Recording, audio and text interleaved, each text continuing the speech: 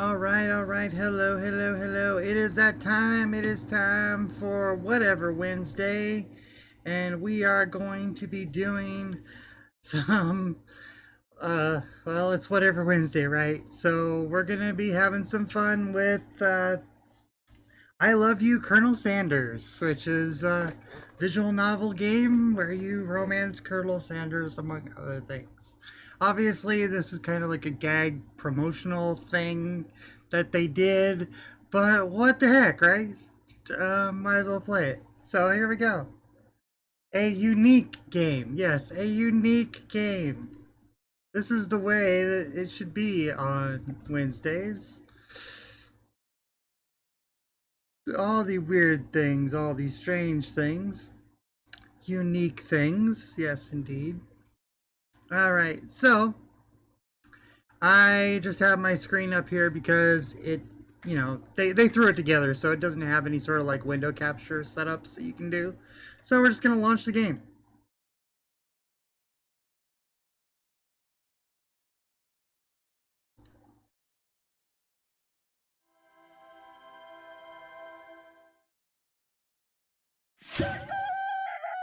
It's pretty loud. I turned it down, but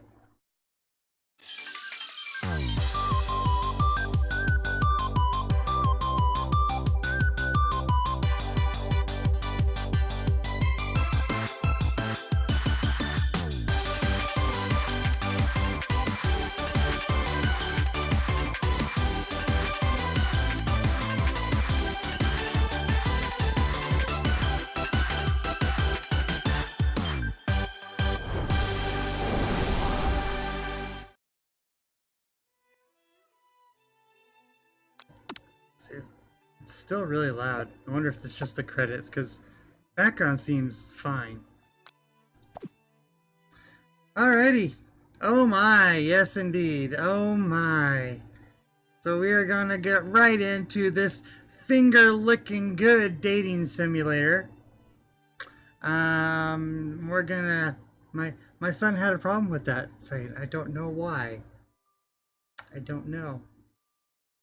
Um, he was very embarrassed.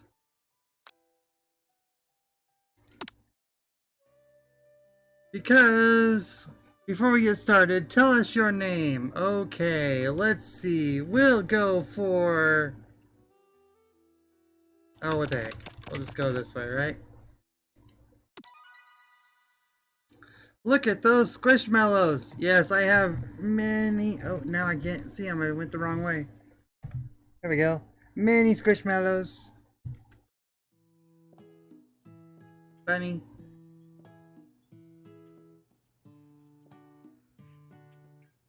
Those aren't even mine. Those are like everybody else's. Mine, yeah, mine are too many. I have in the living room. You sleep softly as the morning sun casts a warm glow through the window of your modest student apartment. The world is peaceful and serene. You could stay in the moment forever. Wake up! Now! Now! Now! First day of culinary school is in no time to sleep in. Hello, Katie. Sent one to Korea with my daughter, so I hug mine and she can hug hers, and it's how we still hug. Aw, that's nice. Smack that clock. Throw the clock at the window. Oh, I don't know. I think we better get up. There's no time to wait in the land of Kentucky Fried Chicken.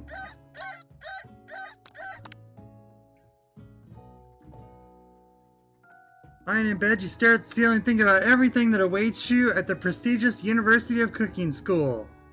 Academy for Learning. Prestigious University of Cooking School Academy for Learning. Wow, that's a nameless name if there ever was. Yes, the kitty, she's trying to get attention, but trying to stay out of the camera.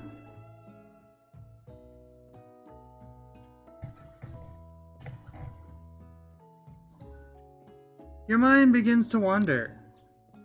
You need to take this seriously. You allow yourself to daydream a bit, thinking about the future. Well, we should have a little bit of fun first, right? Who will be there? What will you cook? What should you wear? Time begins to fly by and you find your imagination getting away from you. It's here, finally. The first day of culinary school. So many dishes to prepare. So many students to meet. Your mind is swimming with possibilities when you realize you're running late. You grab a biscuit and burst out the door in a hurry. Because of course you did. Mmm, delicious. Just what you needed to make up those taste buds. An old biscuit from last night, I guess. Yikes, you're in such a hurry, in fact, that you forgot to put on any deodorant before running out the door. Oh no! You're sweating buckets as you rush to arrive on time. Uh-oh. Standing in the quad, you gaze upon the magnificent University of Cooking School. Academy for Learning. That is a mouthful. University of Cooking School Academy for Learning. This has so many tropes in it already. Here comes your lifelong best friend forever, Miriam. She's the most adorably awkward person you've ever met and absolutely love her for it. Hello, Zenulus. Good morning, Hikari. Are you excited for the first day of the rest of our lives? Actually, because I sure am excited. A little nervous. Okay, a lot nervous. A lot nervous.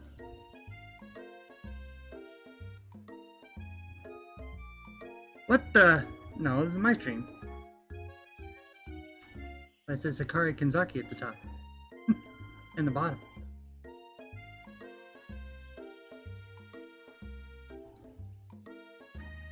It's just that this morning I made breakfast for myself, but, well, when I ate it, I couldn't taste any love in the food. What if I'm no good? What if I fail? Classic Miriam, raised by Master Chef parents, she's always held herself to a very high standard. Ever since we were little babies playing together, and you rescued me from that quicksand box, it's been clear to me that you're the most loving, caring person I can know. The quicksand box, You're going... Okay. Well, with the University of Cooking School Academy for Learning's famous 3-day only semesters... 3-day only semesters! I'm afraid of being left behind and never catching up. The sweet girl, Miriam, has always had a flair for the dramatic. This summer, she got so nervous about her first kiss that she chipped a tooth practicing on a mannequin.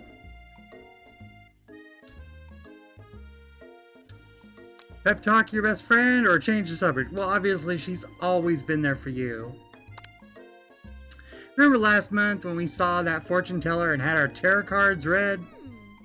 That lady with the mask who gave me nightmares? I've been trying to forget. I know she looked spooky, but she was so sweet, and she told you that you were destined for great things. Remember that card with the fancy-looking tower? Another card featuring the handsome fellow in the red suit? I've been waiting so long to meet a handsome fellow I could call my own. I'm sure you will. In no time, you will be graduating and you'll be delighting the world with your heartfelt cooking in no time at all. As you talk Miriam up, you can feel her nerves begin to ease. You know what? Maybe everything will be okay after all, and if not, at least I have these killer bangs. Can you believe I cut them myself?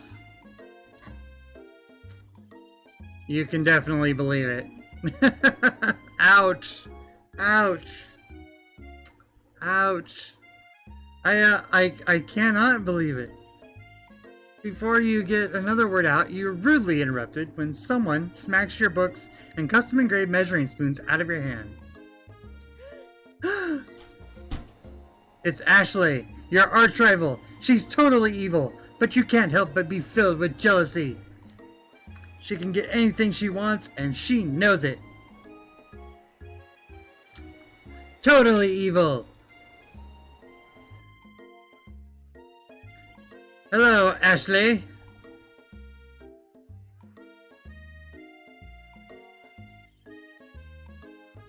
Apparently not a dentist. I didn't see you there, chicken shins. Ah, you leave Hikari's shins alone. They are perfectly normal shins. I can't stand Ashley. Even her name is annoying. You know for a fact that it's actually Ashley, but she had to add extra letters to make herself feel better than everyone. You see that, Fang? Yes. She is evil. She's got red hair, red eyes, and purple hair, and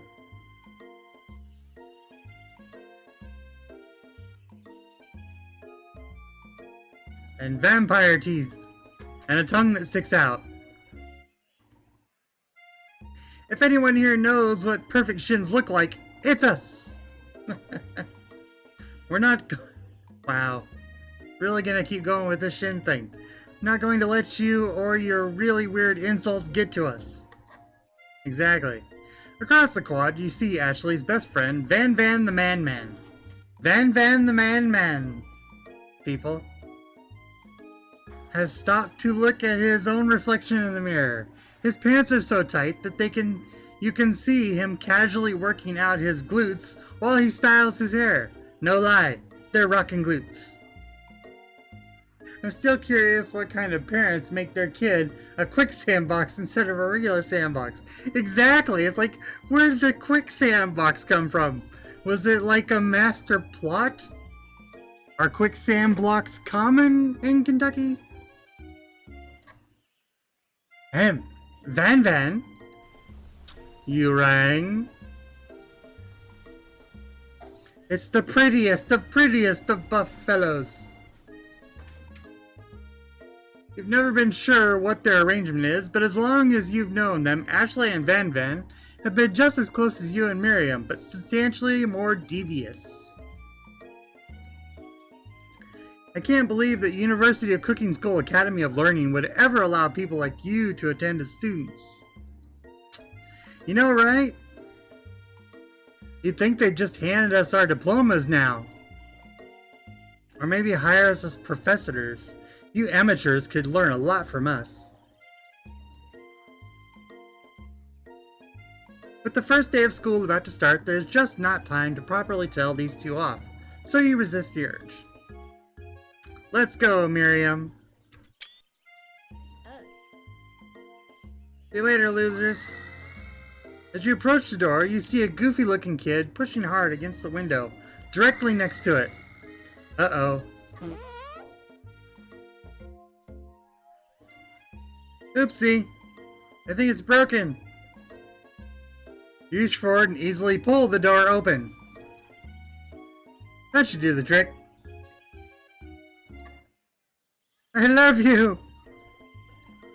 I think you mean thank you.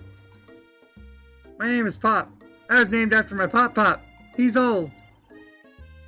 Could someone like this also be a student at school? Obviously the bar is not, quite there.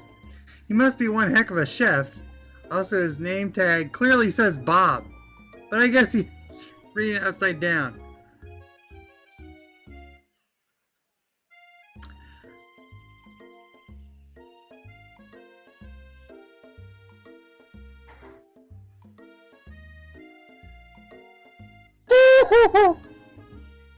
Wow!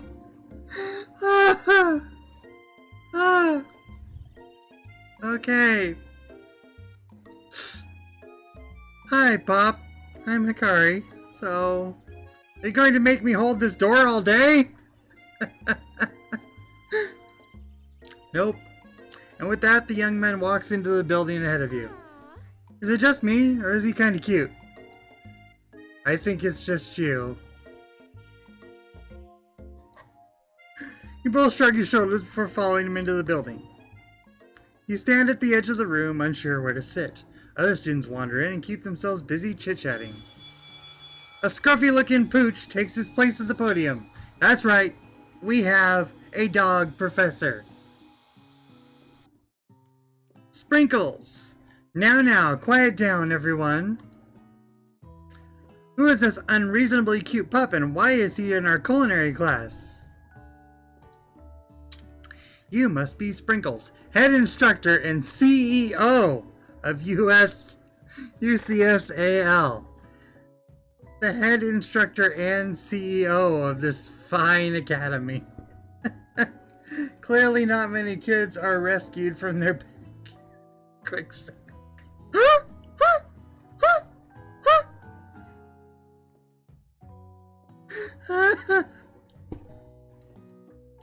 Please call me Professor Dog.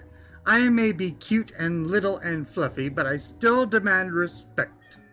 Woof. Yes, I know, I said dog. I'm sorry. She's crying because I said dog.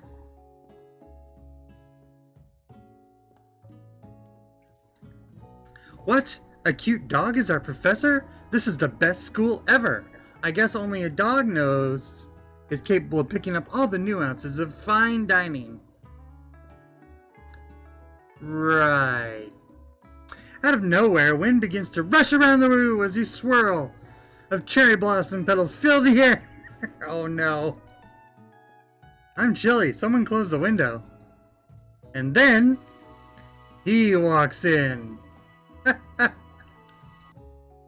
Immediately swept up in the aura of this new student and his remarkable goatee.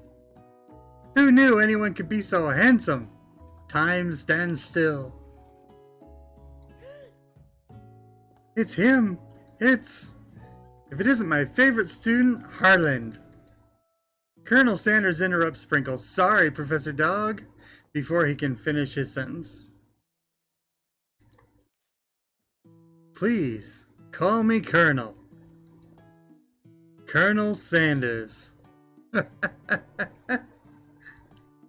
A hushed murmur rolls through the classroom as Colonel Sanders walks down the aisle of desks. Suddenly the room is sweltering. Sweat begins to beat across your brow. You feel like everyone is looking at you, and you're not entirely wrong. And this over here must be Sweaty Sweats-a-Lot. Maybe we should open that window back up before Faucet Pits melts into a puddle and evaporates entirely. Wow. Oh. Hold on just a second. Nobody talks to my friend like that. You two both know my name? We're in the same kindergarten class. What is with all this really weird insults? Besides, when Hikari sweats, it's not gross. It's beautiful. Look at that shimmer.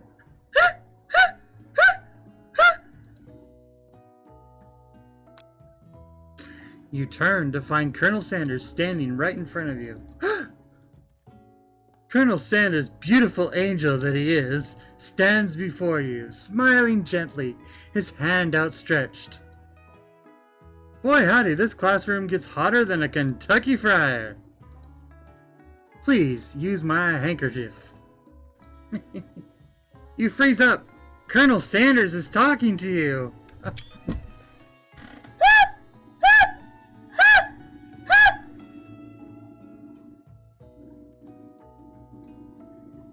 Wait, Colonel Sanders is talking to you about how sweaty you look. You're completely mortified. This can't be your first interaction. What if he never forgets this moment? Take the handkerchief. Refuse the handkerchief. Take the handkerchief. You stretch out your hand and Colonel Sanders places a fine silk handkerchief in it. I can't talk. It's so beautiful, you hesitate to press it to your face, but when you do, the feeling is transcendent. It has this natural scent on it.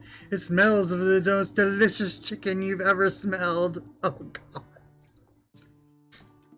Professor Dog steps in to settle the class down and set some ground rules. Welcome to University of Cooking School Academy for Learning, the greatest culinary academy in the world. The birthplace of culinary legends past, present, and future, many challenges await you. There will be tears, there will be blood, there might even be really adorable tiny food. And when all is said and done, there will be a battle. You will lift your sporks and complete the Brome cooking arena. Oh my goodness, it's sporks. Sporks! I don't know, I think this place may have gone to the dogs. It's created by the dogs. They're gonna make us fight to the death with sporks. Which I mean, the Lurpas from Star Trek aren't really any more different than a spork when you think about it. So I guess, yeah. Just then, another student enters the classroom and interrupts the professor's rousing speech. Student of unknown name. Hi guys, sorry I'm late. I hope everyone had a good summer. I really miss... Quiet! Late to class is bad enough, but interrupting my monologue? You're on the fast track out of here, young man. Are you sure you're even in the right place? Don't you recognize me? This is my 3rd year in school with you as my teacher. Everyone stares at him blankly. Does no one remember me? You're expelled if you utter one more word before I finish. Let that be a lesson to you students that tardiness is unacceptable. Even Clank made it here on time, rolling halfway across town on his tiny wheels. He turns to the student Sprinkle as is referencing, who appears to be some sort of industrial kitchen appliance.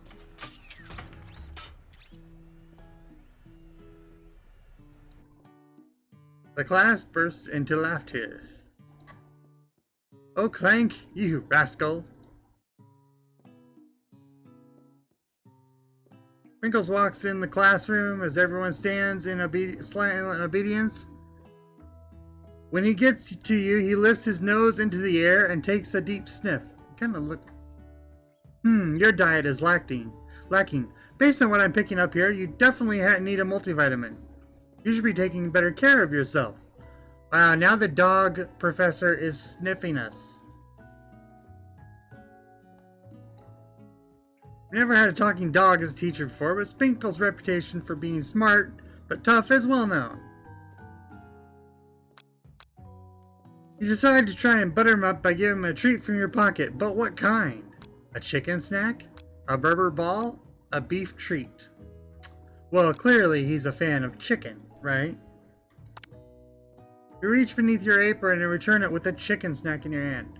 Sprinkle's eyes go wide as he locks onto it. His favorite! Ha ha ha ha! Well, I think there might be some competition for new star student. Just give them doggy treats.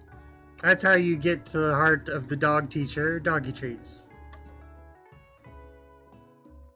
I want to eat some chicken now. Yeah, I know. I had chicken this weekend, but you know, might need to get KFC. Although KFC is really expensive. But we'll see. The furry professor immediately devours the snack, leaving your hands slick with a coating of warm doggy drool. Oh, yuck. You see there are students eyeing you jealously, but pay no mind to them. If they wanted to succeed in life, they should have learned the importance of carrying a range of dog treat flavors on them at all times.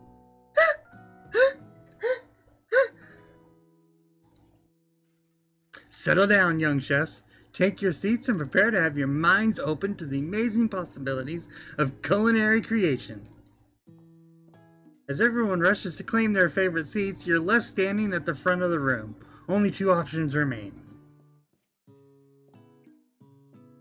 Hey, Hikari, there's still a seat here. It seems that no one has claimed the seat next to me, if you're interested. Oh no! Oh no! We're gonna sit by the friend or sit by the colonel?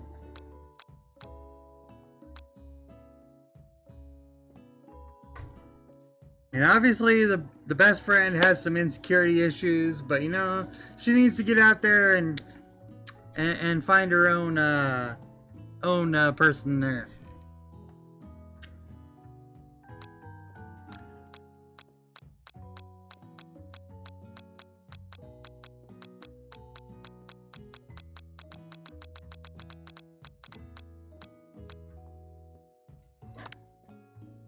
You move to take your seat by Colonel Sanders. Sorry, Miriam. It appears he brought no books, pens, or pencils. However, his perfect upright posture shows off a seriousness that makes you confident in his desire to learn. Thanks for offering me this seat. I only had 2 rules. Do all you can and do it the best you can. It's the only way you ever get that feeling of accomplishment of something. Accomplishing something. That's so inspiring. A little off topic if you ask me, but okay. As soon as you've settled into your seat, the professor makes an announcement. Yeah, it was pretty random. Think fast, it's time for a pop quiz. Yay, a quiz about me. No. That's incredibly important and surprisingly short quiz will tell me if you're ready for life at culinary school. Keep your knives sharp and your focus sharper. Here comes question number 1. If a train A is leaving point B and train B is traveling point A, how important is it to wash your hands before cooking? Man, it depends. Extremely. Looking at you, Pop. Doesn't matter at all. Extremely. Looking at you, Pop. That's right. Given the context, some typos and are more unfortunate than others.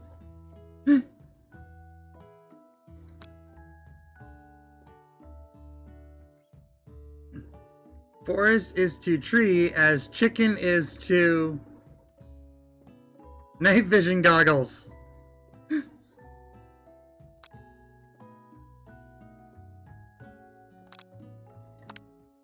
That's right. What's the most efficient eating utensil ever created? A spork! That's right. What food is best for a broken heart? Anything as long as prepared with love and not too much salt. Camel meat. A pancake that looks like a silly face. Not too much salt, eh? This is KFC we're talking about, right? This is where they marinate the chicken in a salt mixture. And then they roll it around in salt and other things. And then they roll it around in salt and other things again. And then they fry it. Sure. That's what we'll go for.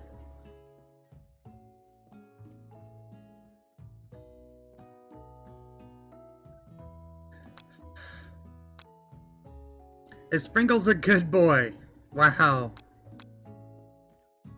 He's a talking dog that teaches at culinary school. He is the best boy.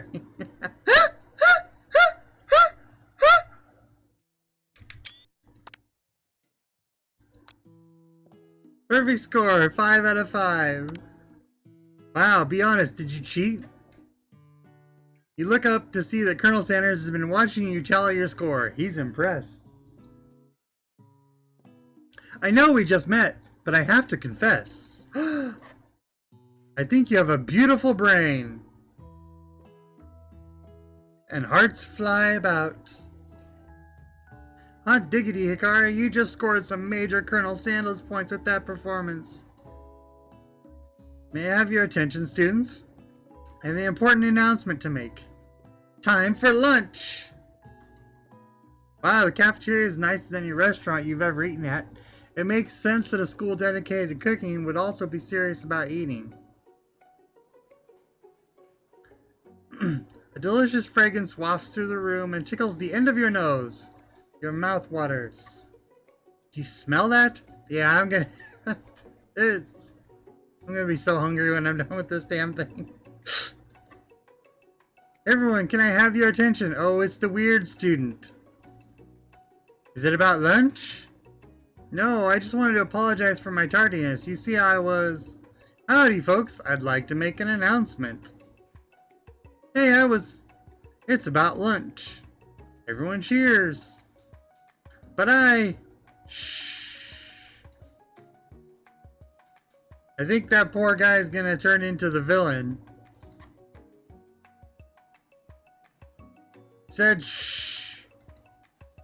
In honor of the new semester, I prepared something special to share with everyone for lunch." That must be the smell I smelled. Indeed, that smell. You hold your breath waiting to see what food this mysterious student has created. You've heard that he's very talented, but were the rumors true? Is this? Colonel Sanders lifts a large bucket over his head. Its contents glimmer in the light. Piled high are huge pieces of chicken, breaded and fried to crisp golden finish. The aroma envelops you, and you begin to feel warm and safe. Colonel Sanders has filled a bucket with chicken? What a novel concept. Your stomach begins to grumble as if to say, stop thinking and start eating. For years, I have been developing a secret recipe for the perfect fried chicken. By my calculations, nothing less than 11 herbs and spices are required to achieve the perfect balance of flavors. You look around and notice that every other student has a pen and paper and is scribbling notes as fast as they can. But that's all I'll say about that. What do you think you want, you stupid recipe dude? What do you think you want with your stupid recipe? Pshaw, nah, my dude, nah. I'm just drafting a last will and testament in case one of those ingredients is poison.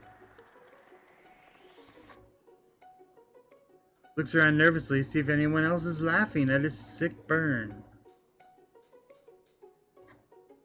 You wait to see what zinger Ashley has prepared to follow up, but she suddenly takes a different approach. Yeah, and I was just like writing in my diary. Dear diary, today I smelled something beautiful. I knew at the moment that only the hands of a true gentleman could fry chicken so tender. You see her body language change from bitter and evil to sweet and innocent as she slides closer to Colonel Sanders. She realizes that he is destined for greatness and fame with cooking skills like this. She wants him all to herself. Dun dun dun! Well, Van the man, if you don't want any, I'll take his. Well, hold on, I guess I'll try it. He takes one bite and his eyes grow wide. He starts contorting his face as he tries to hold it in pure exhilaration and act unimpressed. I think he's gonna, turn Super Saiyan here. Easy now. There's enough for everyone. Please, my fellow classmates, dig in. You take one of the pieces of fried chicken out of his bucket and sink your teeth into it. It's amazing! Tasting Colonel Sanders' food transports you to another dimension.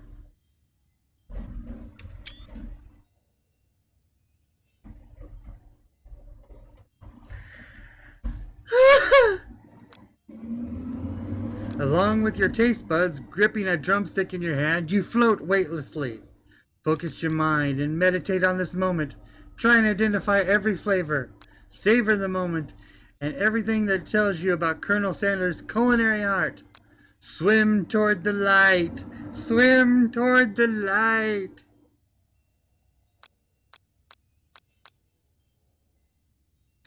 That's a tough one. That's a tough one.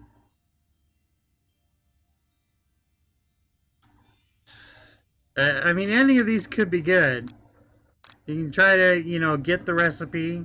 You can try to get the way to his culinary heart, or you could go for the shiny light.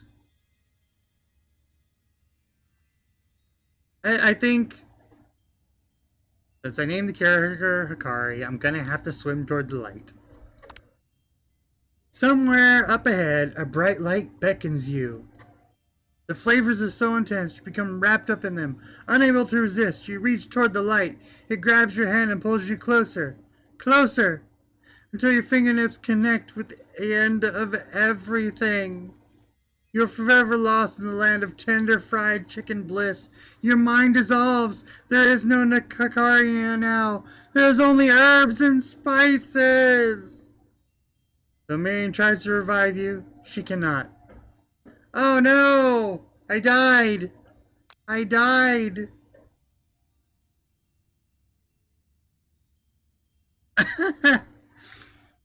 Oh!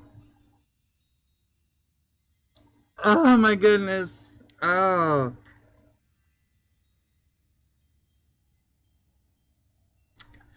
Okay, I'm gonna have to play that again. I died! I was lost in the KFC. Oh my goodness, we should try that again. I suppose we should go for like branching path, choose your own adventure type thing, right? Oh, okay. It takes us back this far. That's good.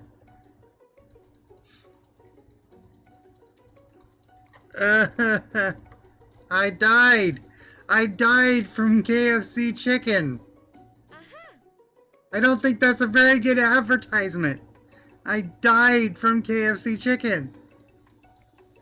I'm just saying. That's not exactly the best ad. I mean, granted, I was lured into the wonders of and became one with 11 herbs and spices. A universe with backyard quicksand boxes. No surprise, there are student zappers. This is a weird world for sure.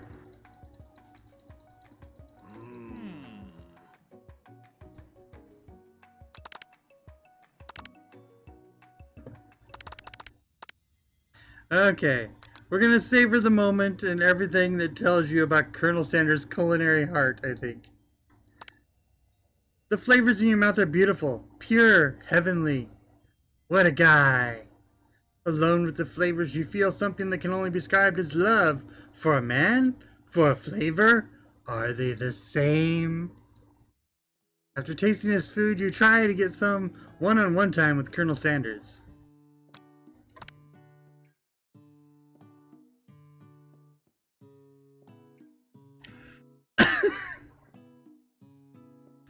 Colonel Sanders smiles ever so softly as you approach. He stops what he is doing and allows you to break the silence. Colonel, I wondered if I could talk to you for a second. Anything for a fellow chef. What exactly was on that chicken? How bold to come out and ask. It's an idea I had for a new combination of flavors that will make me my fortune and establish my legacy for all time as I open a chain of highly successful fried chicken restaurants. No big deal. It's just you and me here talking. I can keep a secret. In fact, I've got some of my own that I'd be willing to trade. What's the rush? The semester only started. We've got 2 more whole days to get to know each other. He's clearly not going to give it up that easily, but it doesn't hurt to be persistent. You know what they say about secrets, Colonel? Shouldn't learning be fun? You've got moxie, I'll give you that. Colonel Sanders looks both ways to make sure you're truly alone. Then he leans in. You can feel his warm breath as he whispers. Just one ingredient, but you can't tell. I use redacted. It's something my great-grandmother taught me. Ha! The big redaction. Wow, you'd never have guessed that. In fact, you're not even sure where you'd get some if you searched. While you're wrapped up in the huge revelation, you notice that Colonel Sanders has disappeared. While everyone else is still in the cafeteria, you decide to look for him. You find Colonel Sanders outside, standing in the quad. Oh, it's you again. Howdy. Sometimes I like to come outside and look at the school buildings.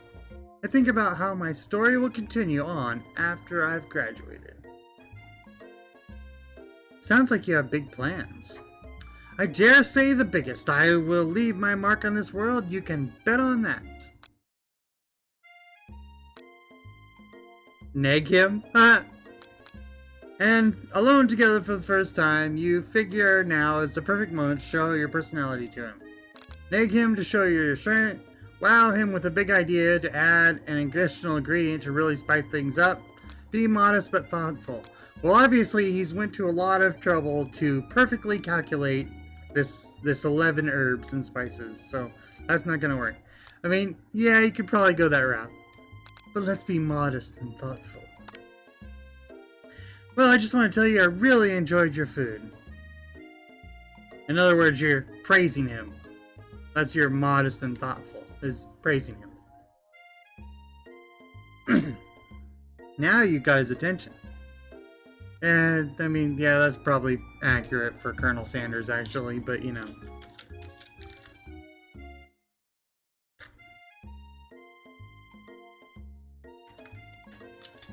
He wasn't exactly known for taking suggestions from anybody. The flavors were complex but comforting. The interplay between salty, savory, and peppery, it was perfect. I appreciate the compliment, Hikari. I'm sure you'll be a great big success. I know we've only met today, but I'm starting to get the same feeling about you. We should head back inside. The next lesson starts soon. You step into the massive cooking arena where the afternoon lessons will take place. Each student gets an oven and all the tools and ingredients they could need.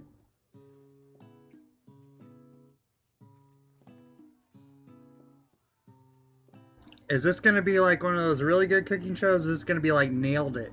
I think it's going to be like Nailed It, where it's like horrible. Look at this place. It's magnificent. Finally, we get to show our stuff. Wait a second. Oh no, we have to show our stuff. What if I totally blew it?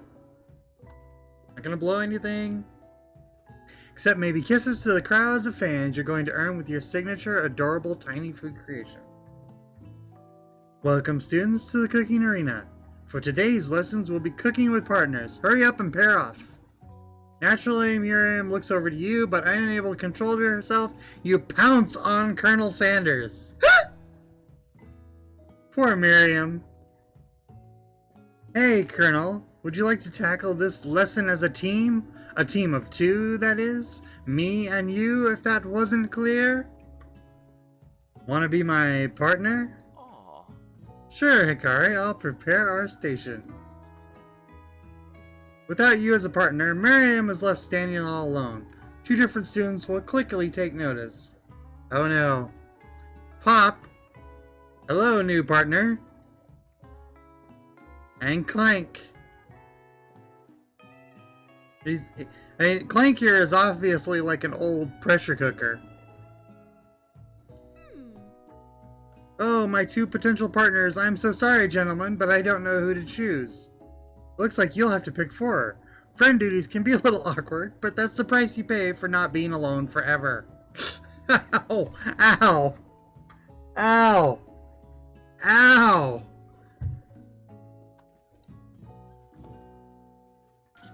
Who do you want to ask to be Miriam's partner? We're definitely going for Clank.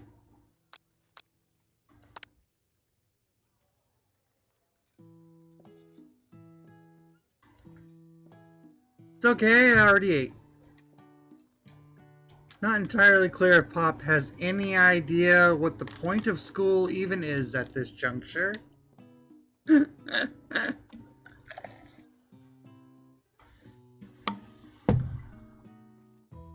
was probably a very good choice.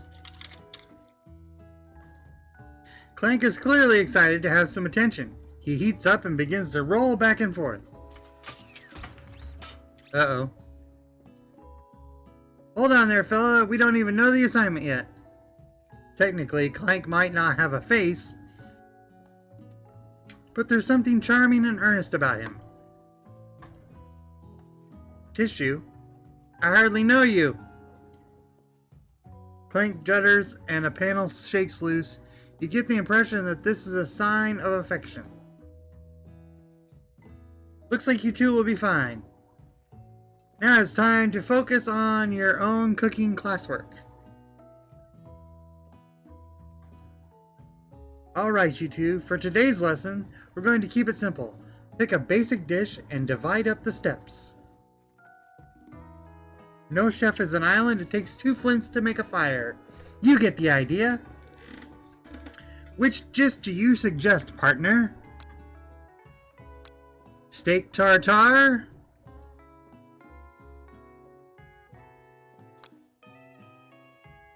Octopus will blow Colonel Sanders' mind. Your grandmother's mashed potatoes and gravy. We're gonna go for simple dish, mashed potatoes and gravy. I've always been something of a down-home chef. I was thinking we could make something warm, inviting, and comforting. Maybe mashed potatoes. And gravy? I couldn't imagine one without the other. Colonel Sanders casts a coy look at you, causing your whole face to go beet red. Embarrassed, you quickly turn away. I'll go get the potatoes. No, please, let me. Picking perfect produce is a passion of mine. Looks like things are getting pretty fresh around here. Does someone have a crush on Colonel Sanders? We're just cooking partners. Mind your own business. Sanders' heart is my business, and you better keep your fingers off my man. Did someone call for me? Van Van the Man? No, geez, Van Van. While I'm over here crushing Hikari's dreams, you're supposed to be taking care of our classwork. That was a deal, remember? Wow, look at that. They got good theme music, though.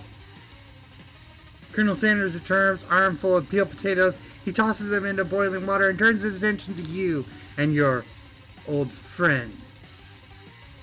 Oh, howdy there, Ashley. Van Van, are you working in a quartet instead of a duet now? Are we working in a quartet instead of a duet now? Actually, no. It looked like Hikari was struggling, so we offered to give them a hand. You know how it is. These young amateur chefs need a lot of mentoring. I was going to say, Colonel Sanders, maybe I could also teach you a thing or two about fancy food. Maybe one day you might be able to get up to my level. Doubt it. Don't be rude, Van Van.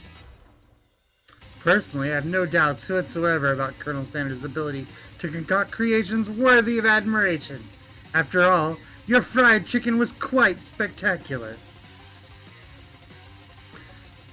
But Colonel, if you ask me, I might make a better partner for you than this thing that has positioned itself at your station. Don't you feel deep down that we cast completely complementary shadows? We fit together like a thigh and a drumstick. It must make sense. Nothing about this makes any sense at all, but one thing is clear. She's coming for Colonel if you don't watch out. Ashley is really going it hard. You need to ask for some backup here, or this gets ugly.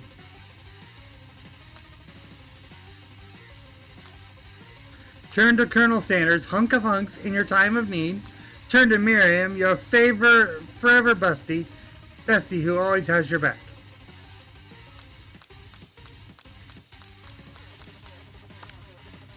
I'm here to learn and express myself via my cuisine, not bicker with prima donnas. Partners were chosen at the beginning of class, so let's all respect the format, okay? You turn to Colonel Sanders to confirm that you are on the same page. I choose Colonel Sanders, and Colonel Sanders chose me, isn't that right? A businessman respects all fair arrangements, from contracts to handshakes. I took on Hikari as my partner for the activity, and I stand by it. Based on your team's behavior, I'd say you're perfect for each other. Neither of you has Hikari's natural talent or their loyalty. Being defended by Colonel Sanders leaves you feeling proud and full of potential.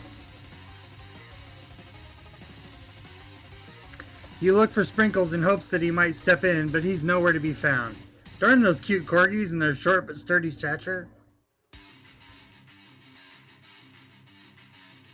You look down at your station and realize that, in the tension of the moment, your hands have been cooking on autopilot. Distracted by the drama, you've already crushed the boiled potatoes into a perfect creamy mashed texture. Oh man, my nose itches now. With plenty of butter and cream for flavor. It's as if your natural passion guided you through the steps you know so well, while your attention was elsewhere. I know just what to do. Colonel Sanders extends his hand. He's holding a beautiful white porcelain gravy boat, out of which pours a smooth brown gravy, smothering your nearly finished potato dish.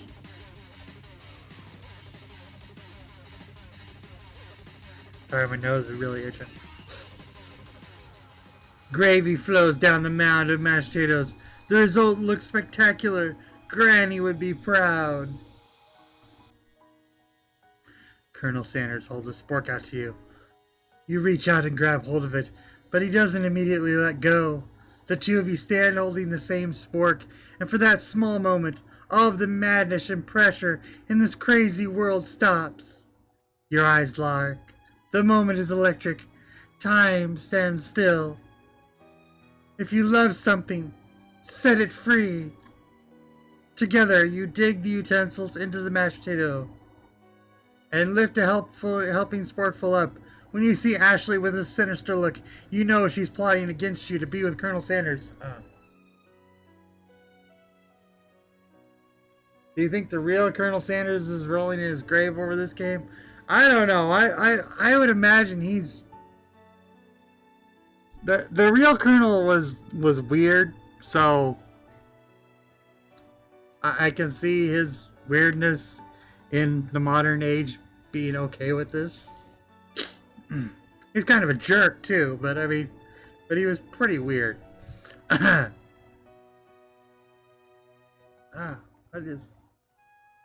like, sorry. Hold on a second.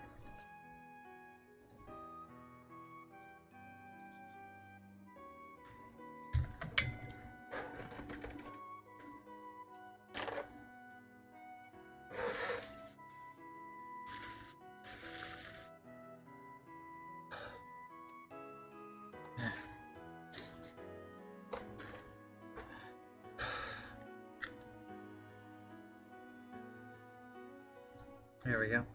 Alright, sorry. I had like a hair on my face or something. Hopefully that'll get rid of it.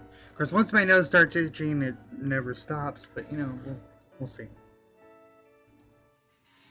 And then, filled with rage and without thinking, you fling the sporkful of mashed potatoes right into Ashley's stupid, beautiful face. Oh my goodness! What? What? No! Van, do something, do something! Scooping up a fingerful, Vanful tastes the dripping mashed potatoes and gravy and realizes that it's delicious. Horrified by this revelation, he slinks away.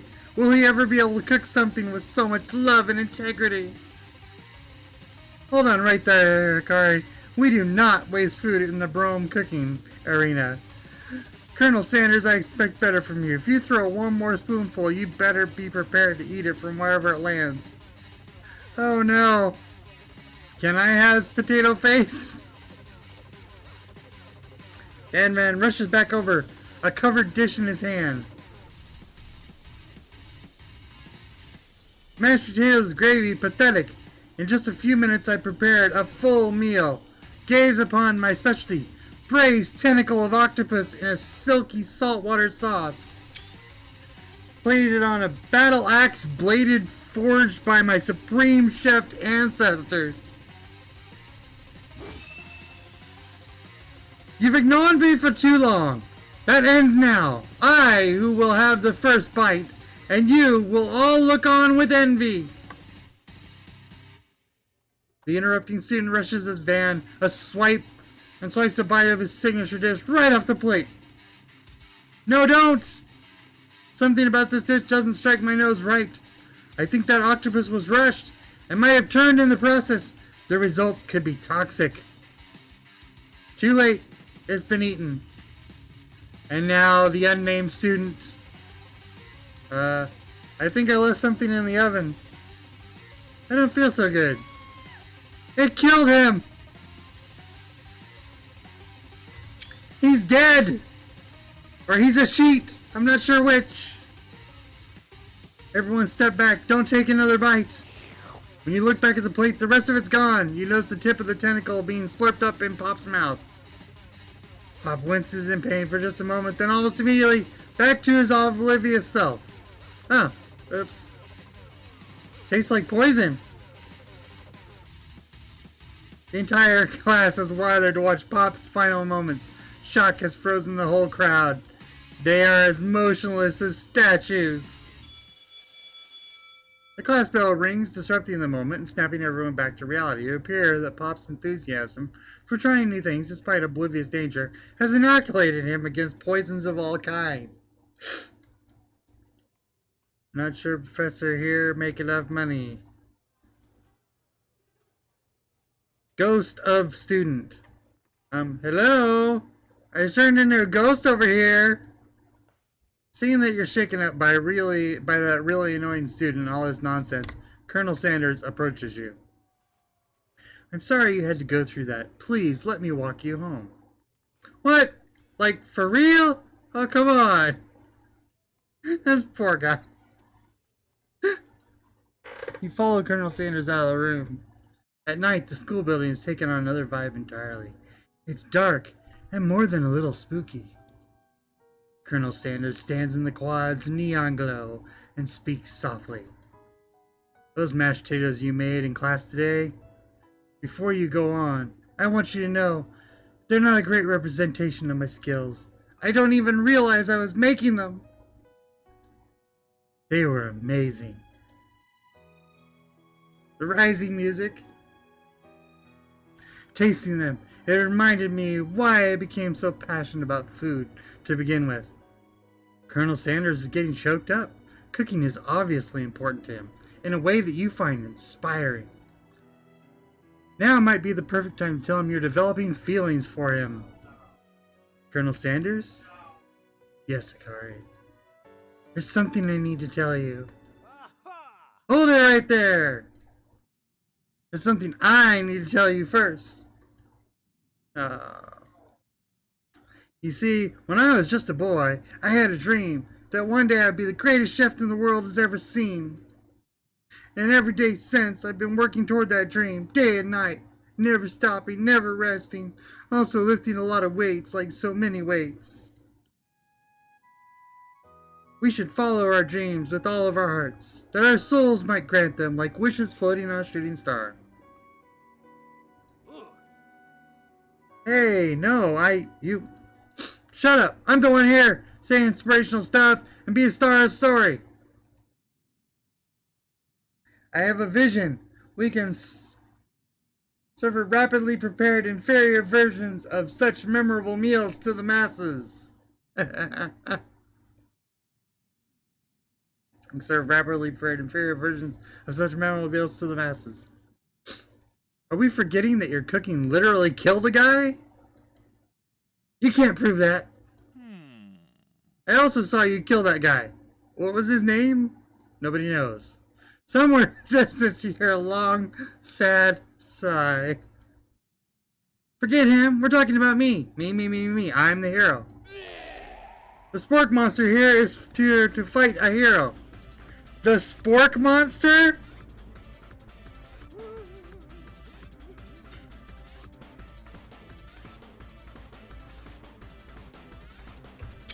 I think I left the fridge door open. Later, nerds. How dare you threaten me, just as I was letting down my guard and connecting with another chef on an emotional level. Be afraid, be very afraid of me, because I'm a monster, see? He's still upset. Pixar chose Sporky over him. Is he rhyming on purpose, or is that just a coincidence? But before you can discuss syntax any further, it's a turn-based fight sequence! What will you do?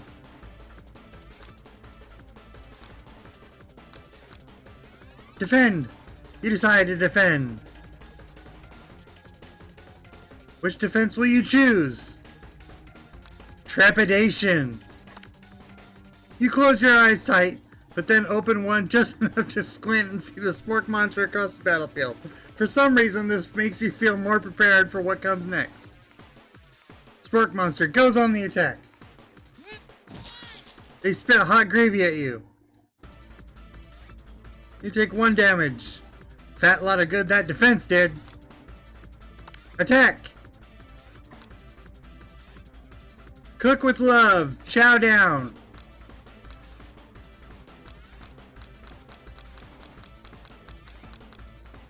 Let's cook with love. I'm really afraid what Chow Down's gonna do. Sporkmancer won't forget this. Spork Monster focus their mashed mind and draws into energy from Mother Earth itself. They grow larger and more intimidating. How will you respond? Attack. Cook with love. Spork Monster is no quitter. Buffed up and ready to rumble. They go on the attack again. Use this utensil. Utilitensile. You take 2 damage from the attack. If you take much more damage, you're not going to survive the battle. Defend! Buff up. No one can control this much buffness. You start to feel bloated and quite frankly a little gassy. Okay. You better attack soon or you're likely to explode. You decide to go on the attack. Chow down! A powerful blow. Sparkmancer is oozing cheese sauce onto the lawn of the Clod. I wonder who is going to have to clean that up. Feeling vulnerable, Sporkmonster prepares for its ultimate attack. Rounded Edge. Vile villain, your reign of terror stops here. It's the Colonel. Colonel Sanders summons the energy of 1,000 chickens. Pot pie power punch. Or pinch. Pot pie power pinch does 10 damage. Spork Monster is defeated.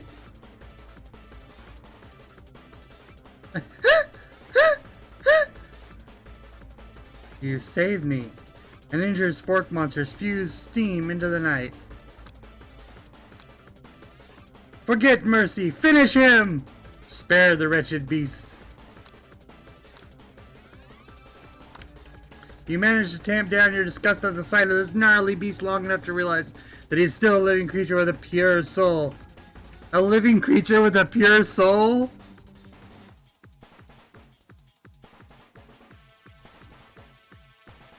Be gone, beast! And don't you dare come back for a follow-up encounter tomorrow. I won't forget this, and I certainly won't be back, like you said. I imagine he probably will be back. The Spork Monster scuttles off into the night. The defeated monster left behind a special item. It appears to be a cookbook. It appears at first to be a cookbook, but upon closer inspection, it's so much more. It's a book of magic spells with a golden chicken on the cover.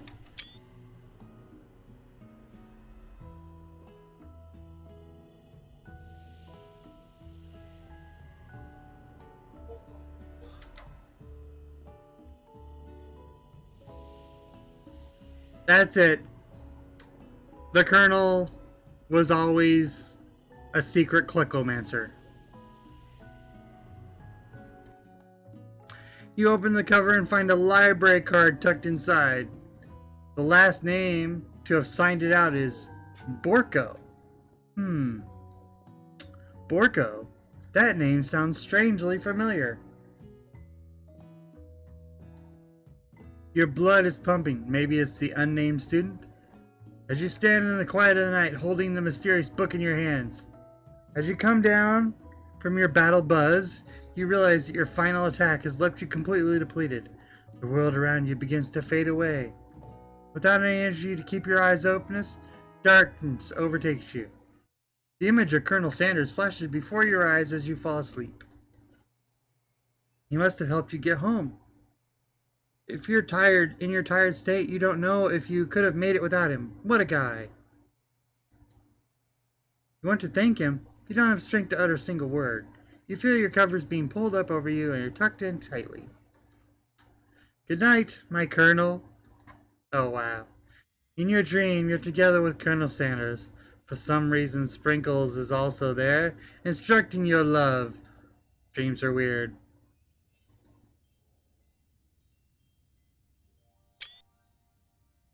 Ah!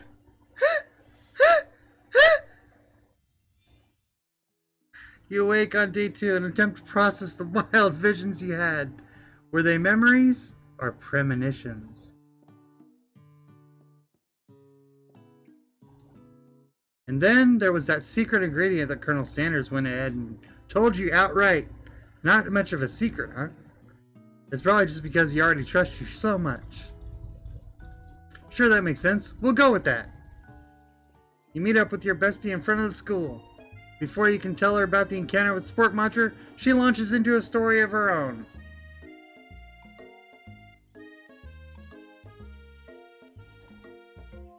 Okay, I know this might sound a little strange, but I think I might be, I think I might like Clank.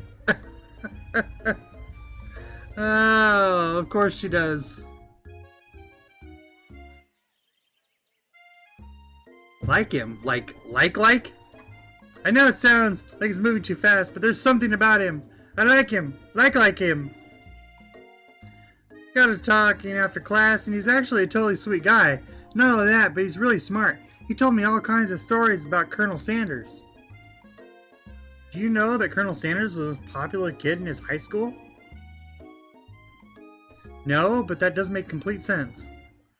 Yeah, but he was so popular, he was voted prom king at school he didn't even go to, and was also a convertible that he himself rode in at the front.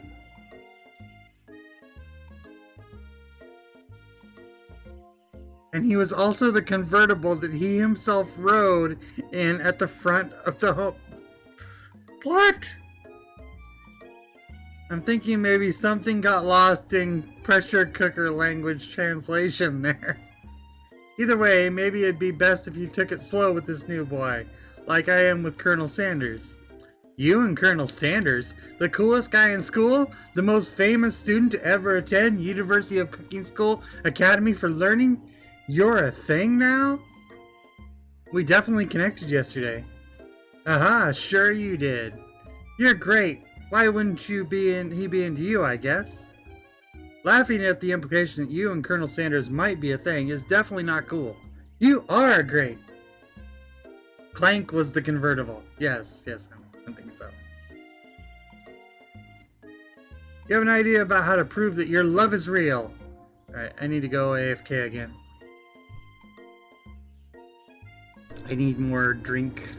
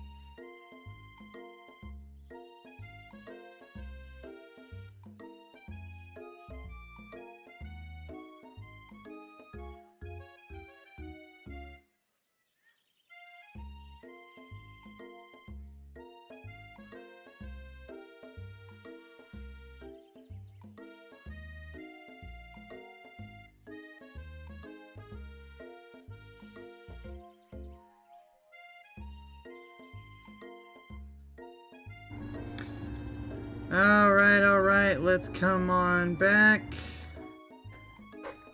I have an idea how to prove your love is real. Well, if he's not into me, why did he tell me one of his secret ingredients? Your bestie's eyes light up. A secret ingredient? Yeah, I just said that. A secret ingredient. Is there a dramatic echo in here? Miriam checks to make sure you're alone before continuing.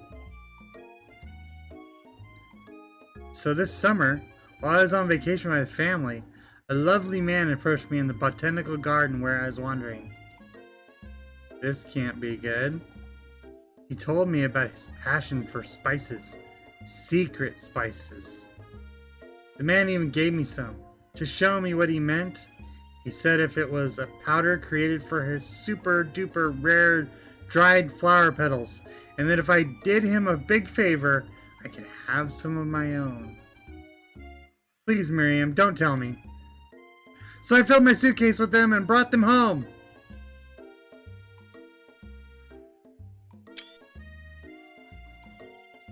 He was so nice, he even met me at the gate when I arrived.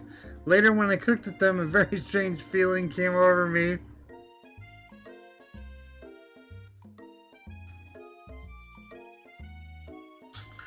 And the flavor was like anything I'd ever tasted. I think you're very liberal with the meaning of spices here. Oh, she smuggled him in.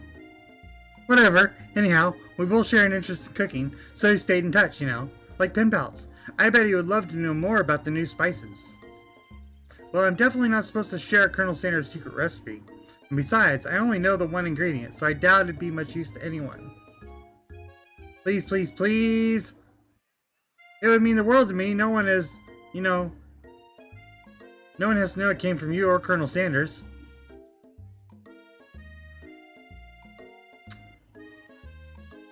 I'm sorry, Miriam. We'll play through another time where we are much nicer to you, but we gotta protect the Colonel's secret. Gonna give her a fake ingredient? A fake ingredient? We're gonna lie to her? How is this a choice? We're gonna lie to her? Or break the Colonel's trust?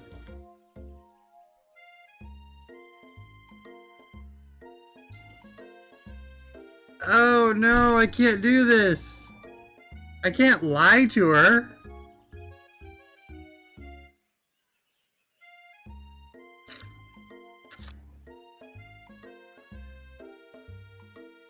I'm sorry, Colonel. Can't lie to her. Okay, I'll tell you, but it has to say secret. Miriam nods furiously. He told me that he uses... Never would have guessed that, would you? Like imagining such a thing, and you figure that you've satisfied her curiosity and she'll move on. However, she emerges down and does some thumb typing on her phone that you can't quite see. That's probably not good. Before you can ask her to confirm that she was definitely not texting secrets to other people, you're interrupted. A wind rushes in. Cherry blossom petals fill the air. It's Colonel Sanders. He's arriving at school.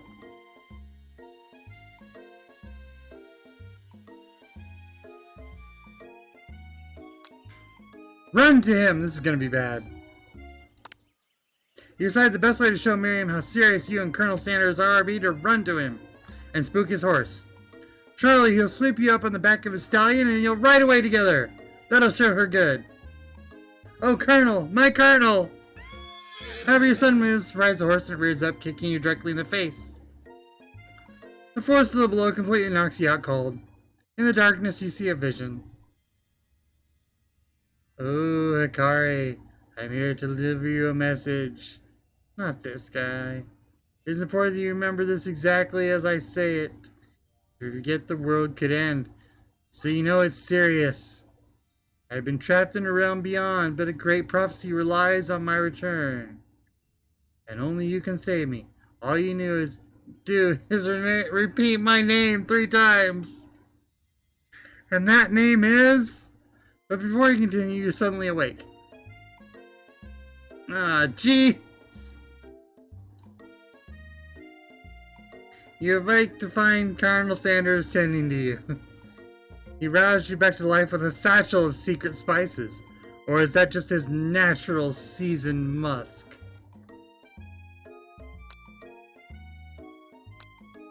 Compliment the craftsmanship of his horse's shoes or lean in for a kiss? I think we're a little bit early on the kiss here. Maybe you shouldn't be riding a horse's goal, and maybe you shouldn't be running up to animals you don't know. It's hard to say who was in the wrong here. One thing is sure, that Colonel Sanders is pretty dreamy. That horse has beautiful shoes. I could really feel how smooth and sturdy they are when they're pressing into my face. That's nice to hear. No one truly appreciates good craftsmanship anymore. And with that, Colonel Sanders disappears into the school, leaving you and Miriam to follow. Ah! Ah! When you enter the classroom, you can see your two rivals, Ashley and Van. Van are doing something bad. By the way they're hiding.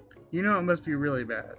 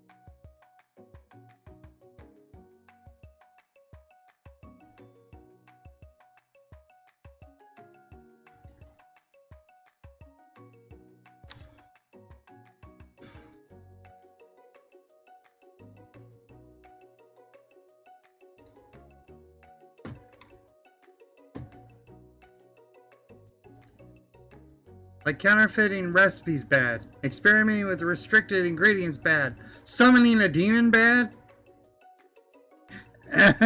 You try and get a peek over Van's hulking shoulder.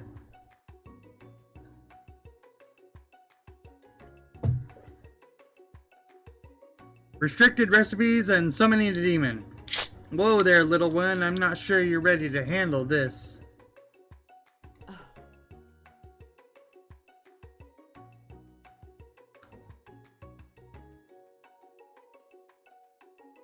Why don't you make like a bee and mind your own wax, honey?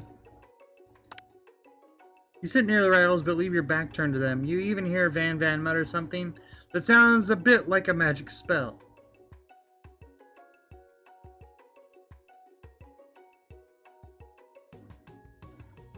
You know she eavesdrops and you try to uncover your tracks and improvise an excuse.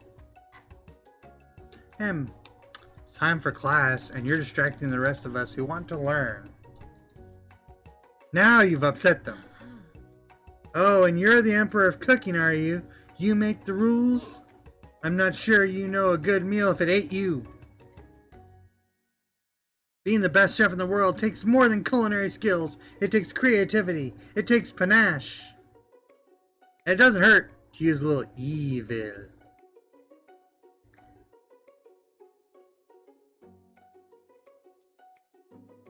You finally get a look at what it was they were hiding, and you instantly recognize it. It's the Book of Spells!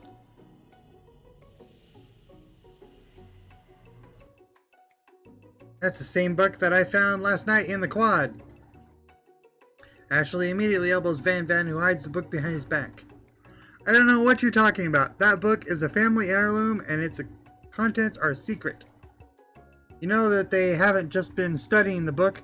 They've got Pop pinned to the wall, and they're tossing potato skins at him as he tries to catch them in his mouth. We're playing. Before you can dig in any further, you're interrupted by the arrival of more students. It's almost time for class. Beep beep. Plank must be running late. He's in such a hurry that he rolls right over Van's meaty foot. Hey, watch it, you bucket of bolts. You watch how you talk to him. He didn't do anything. except run over his foot. Who do you think you're talking to? I've never heard such language, not even from a stand mixer. Womp womp. No, your mother was a stand mixer.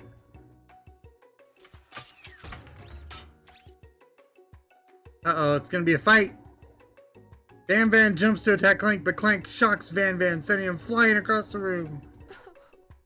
Protect me, Colonel Sanders. These crazed men are about to come to blows. I think it must be over me, but I'm not interested in either of them. Oh, wow. Ashley's tone has completely changed in an instant. She bats her eyelashes at Colonel Sanders. Surely he must know what this is a ruse, right? Gentlemen, get a hold of yourself. Save it for the arena at least. Or don't. Honestly, I don't. What do I care? I've got lofty career aspirations to focus on. Maybe I can help you with your business plan. Just then, Sprinkles arrives to sign the true start of the day. He's panting, which doesn't seem that abnormal. He's a professor, but he's also a dog. Students, take your seats. I apologize for my late arrival. I spent the morning chasing a car all around town, and my tiny legs are very, very tired. But I'm here now, and I hope you're ready to learn. Didn't he was just the one who was giving everybody a lecture about being late? Rub his furry belly. He loves it. Ringo stops in his tracks, 60 around you. Something has him in a trance. It's a scent left on you from Colonel Sanders. Sprinkles jumps on you and licks your face. Down, boy, down!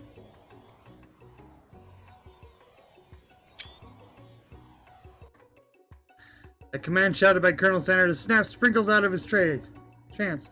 I wonder what's up with that. Sorry, I got a little carried away. Now the crazy dog, professor, owner, CEO is licking your face because he's lured in by the scent of Colonel Sanders. After he catches his breath, Sprinkles regains control of the classroom. Without further ado, we'll review the global history of my favorite fowl, the chicken. I am shocked. Shocked! You want to pay attention to the lesson? Truly you do. Which is why in 1776, at the signing of the Declaration of Independence, it was Chicken who first signed their name. But you can't help but daydream about Colonel Sanders, and you miss most of the important parts. When you come to Sprinkles is holding a tray of fruit in front of you. Well, naturally, this appears to be you. This appears to you to be a sample platter.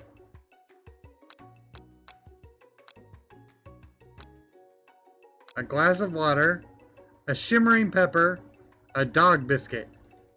Let's go for the pepper. A brightly colored pepper stands out from the others. It sparkles in a most eye-catching way, so naturally you reach out, grab it, and eat it right away. It's gonna be a hot pepper, obviously.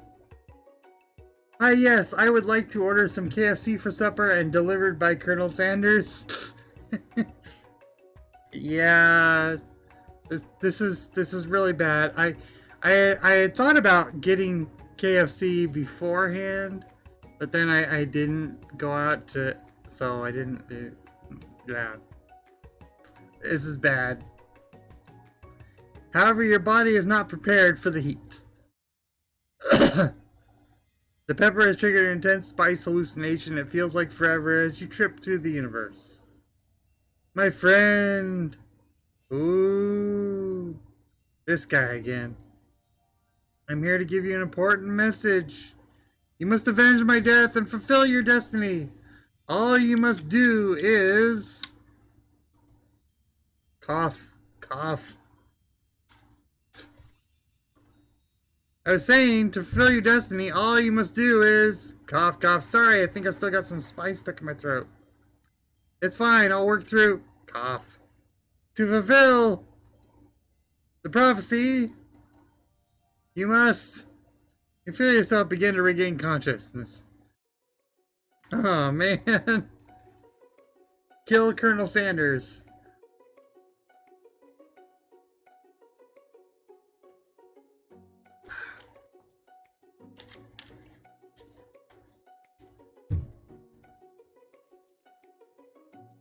You come to and find everyone is staring at you and the dog is not happy. That pepper was the last of its kind on Earth and now it's gone forever. Oh my god. God. You think, dude, jeez, I should pay better attention.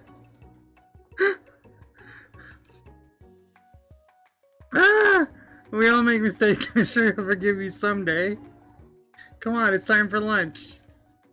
Before anyone can react, cafeteria lights dim. And your rivals enter dramatic announcement. Today's lunch will be prepared by a timed competitive cook-off. The level of theatrics of these two is off the charts. Shut up and tell them you're on. Bunch of lunchtime competition. A bit of lunchtime competition.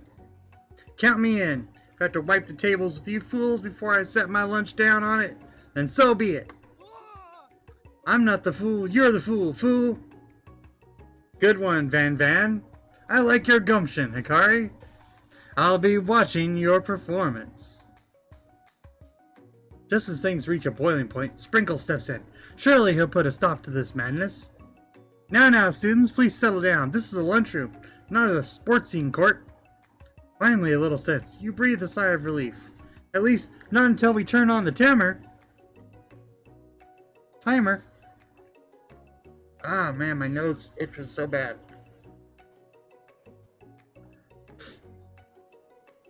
Then a huge light. This is like my thing. I don't know. My nose itches when I'm on stream. It's really weird. Anyway. Just then a huge light blasts you in the face, flashing the words, "Timer ready!" That's what I'm talking about. I stand corrected. The hard way builds solidly a foundation of confidence that cannot be swept away. Okay, Colonel, you've got another weird bit of wisdom that makes no sense. And that's an original quote by me, in case anyone was wondering. I hope it's a message lifts you to victory. Like a diamond, I was formed under pressure, and now is my chance to shine. I will defeat you myself. Dun dun dun. You had his chicken, and you made mashed potatoes and gravy on day one, and you're feeling like you can really impress him again here.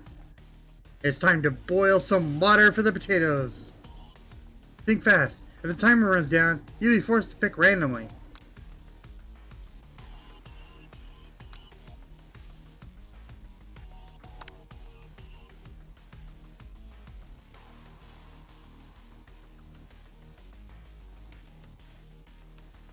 Winner gets to rub my belly.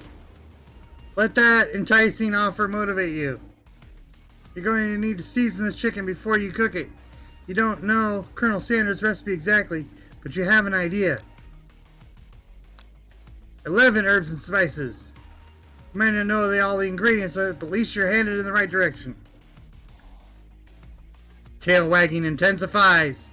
Now that you've got some basic steps going, it's time to elevate your craft. What state of mind offers most flavor? Ah, that's wrong. I'm begging you to get it together. Get it? I'm a dog. Never the wrong time. Dog joke. Your classmates are waiting for it, but Ashley is simply stronger and faster than you. You better pick up the pace if you want to survive. When you were a child, your father told you never to forget where you came from. Every day you meditate on his advice and draw energy from that place. Now would be a great time to harness your energy. Where does it come from? That's right. So you're testing your memory of the game so far? That's right. This is your shot and you're not going to miss it. You try to shut out the noise in the arena and focus on your cooking. What's the sound of success? Ah! Don't make me get the spray bottle. You notice Colonel Sanders out of the corner of your eye. That was pressure. I believe in you, Hikari. He's actually cheering you on, which would be awesome, except knowing he's watching you makes you totally forget what you're doing. Now you can think about it as Colonel Sanders. What were you thinking? Get your mind back on the competition. I didn't even see it.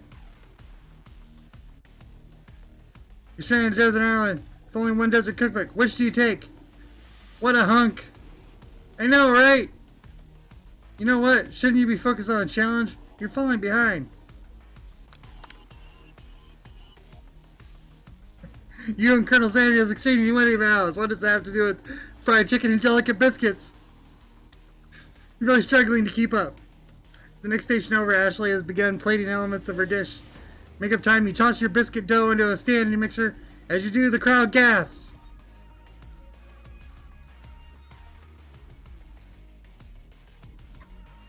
I know you love nothing more than seeing a fellow appliance utilized in a kitchen battle, but sometimes that means sacrificing the personal touch. You might not have any hands, but Hikari does, and a good chef needs to be touching the dough to know that it's properly mixed. There's an easy way and a hard way. You don't get far by going the easy way. Except that everything about KFC is about using the Colonel's equipment. If you didn't use his cooking pots, if you didn't use his mixers, if you didn't use stuff, he took away your franchise. So this part makes no sense at all. He would literally come into your restaurant and take the cooking pots out if you didn't do it the way he said. This is a fact. So this makes no sense that he's like freaking out over using a stand mixer. When you hear everyone talking, you realize how serious your error was. You immediately shove your hand into the mixer. Oh no! But you're not fast enough. Your hand gets stuck. It's immediately crushed by the quickly spinning beaters. There's no way you'll be able to use that hand for the rest of the match. Colonel Sanders shakes his head in shame. What you often find is that an easy way can turn out much more difficult. Everyone stop what you're doing right now. The battle is over. It can't be close. That's so close. Look at your hand. You simply can't go on. Oh, that's too bad. And here I am with a complicated dish ready to serve.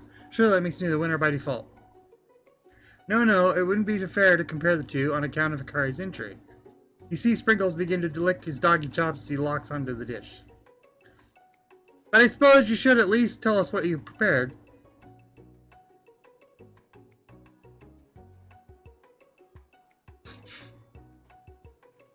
At what point in this experience did you start expecting it to make sense? Okay. That is fair. That is fair. But, I mean, at least they're trying to say, like, quotes from the Colonel stuff, and that just doesn't make any sense. That's just way off. Under this white chocolate dome, you find a wide array of delights taking you on a journey of flavor that tastes good and tells a story of excellence. I was going to ask Hikari to do the honor, but since you're injured, I'm afraid that pouring this creamer of delicate hot chocolate sauce might be too difficult. Colonel Sanders, if you wouldn't mind lending me your strong, steady hand. Colonel Sanders pours the hot chocolate sauce on top of the dome, causing it to melt away, revealing the ingredients hidden within. Inside you'll find a delicate fried cheese croquette, atop a slice of honeycomb, ice cream 2 ways, tender nougat, and pearls of blueberry whatever. I'm not even sure what that word is. Colonel Sanders seems intrigued, but perhaps not impressed as he dips his finger in the chocolate sauce. Simplicity isn't your strong suit, is it, Ashley? Oh, you.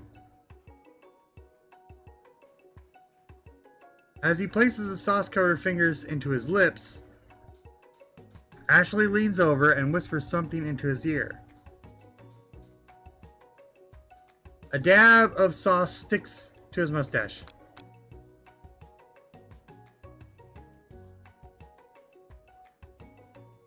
Ah, what the heck, we might as well just go for it.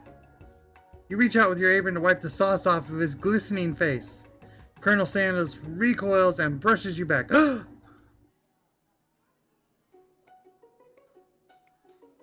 This goatee isn't a fashion statement, it's also functional. I was saving that for later.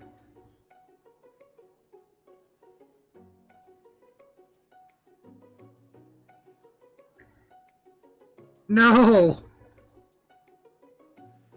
No! Ew!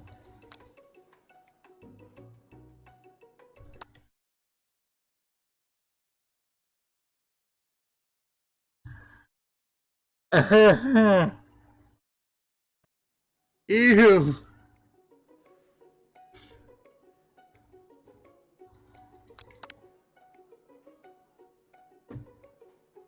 Oh wait, no. Go back.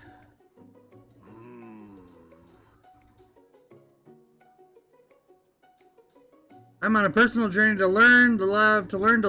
Sure, but why not? Definitely not to constantly battle. Yeah, stop getting your Jonger cuss. Don't you have portable monsters to capture or something? I need to eat if I didn't mean to push that one, but it won't let me go back. But need to eat if I'm going to have the energy to save my education and pursue my dreams. How am I supposed to get anywhere if we're constantly fending off challenges from every know-it-all with an apron? Besides, I already brought my own lunch. Akari, you should have it. It'll give you energy you need to succeed. Rain reached out and presents a gift to you. A special grilled cheese and tomatoes. They're all like super tiny. It only takes you about 5 seconds to eat Miriam's tiny food, but it's just what you needed for motivation. You know what? I've learned enough today. Let's battle!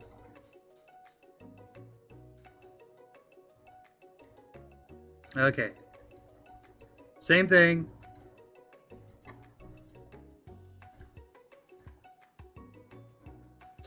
Like a diamond I was formed. Okay, blah. Okay. Let's try this again.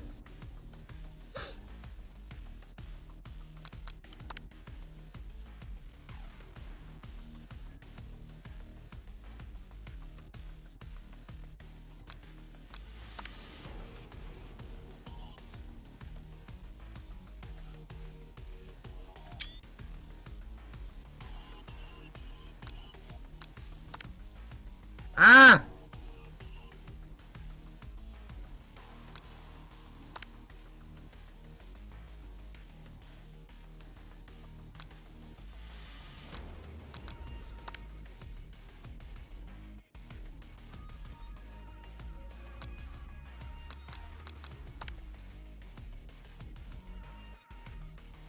They're so taken with it that they're unable to speak. You notice the kernel out of your eye. I believe in you. He's actually cheering you on.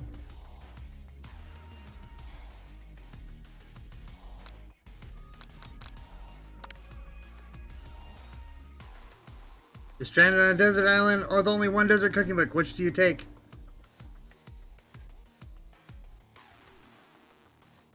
Focus on the challenge.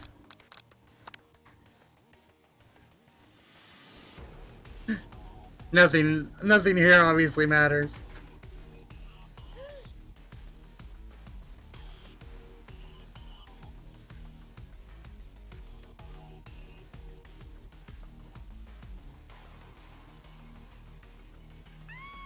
Oh no, there goes your hand.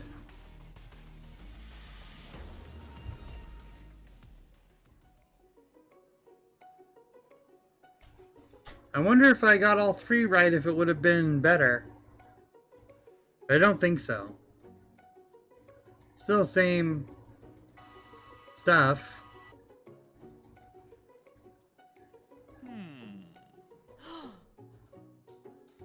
Internalize the rage. Your rage burns so intensely within your eyes that they burst into flames! The flames cause your eyebrows to catch fire and turn to ash, and they fall off your face, which means people will have a hard time understanding your emotions for the rest of the semester. Perhaps forever. Oh my goodness. Embarrassed and ashamed by your poor performance, not to mention your crispy fried brow, you run for the quad to be alone. Ah, my nose.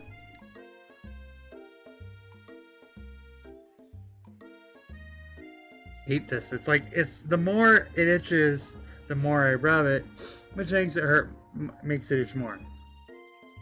Beautiful weather feels like an insult. Inside of you, a storm rages. It's Colonel Sanders. He's probably here to tell you that he and Ashley are in love and he's decided to get married. And he won't even ask you to cater his wedding because you're a terrible chef and an awful person. You try to hide from him, but he approaches you directly. I know you're hurting right now. Not just from the devastating loss, but from that run-in with the mixer and that small fire. We should get that checked out. I'm fine. Can't you just leave me alone? I'm a loser. I'm not fit to fill your fryer. I'll never be a master chef. Failure is a part of life, not just for you, but for all of us. Do you think I've never failed at anything before? That's exactly what I think. Well then, think again.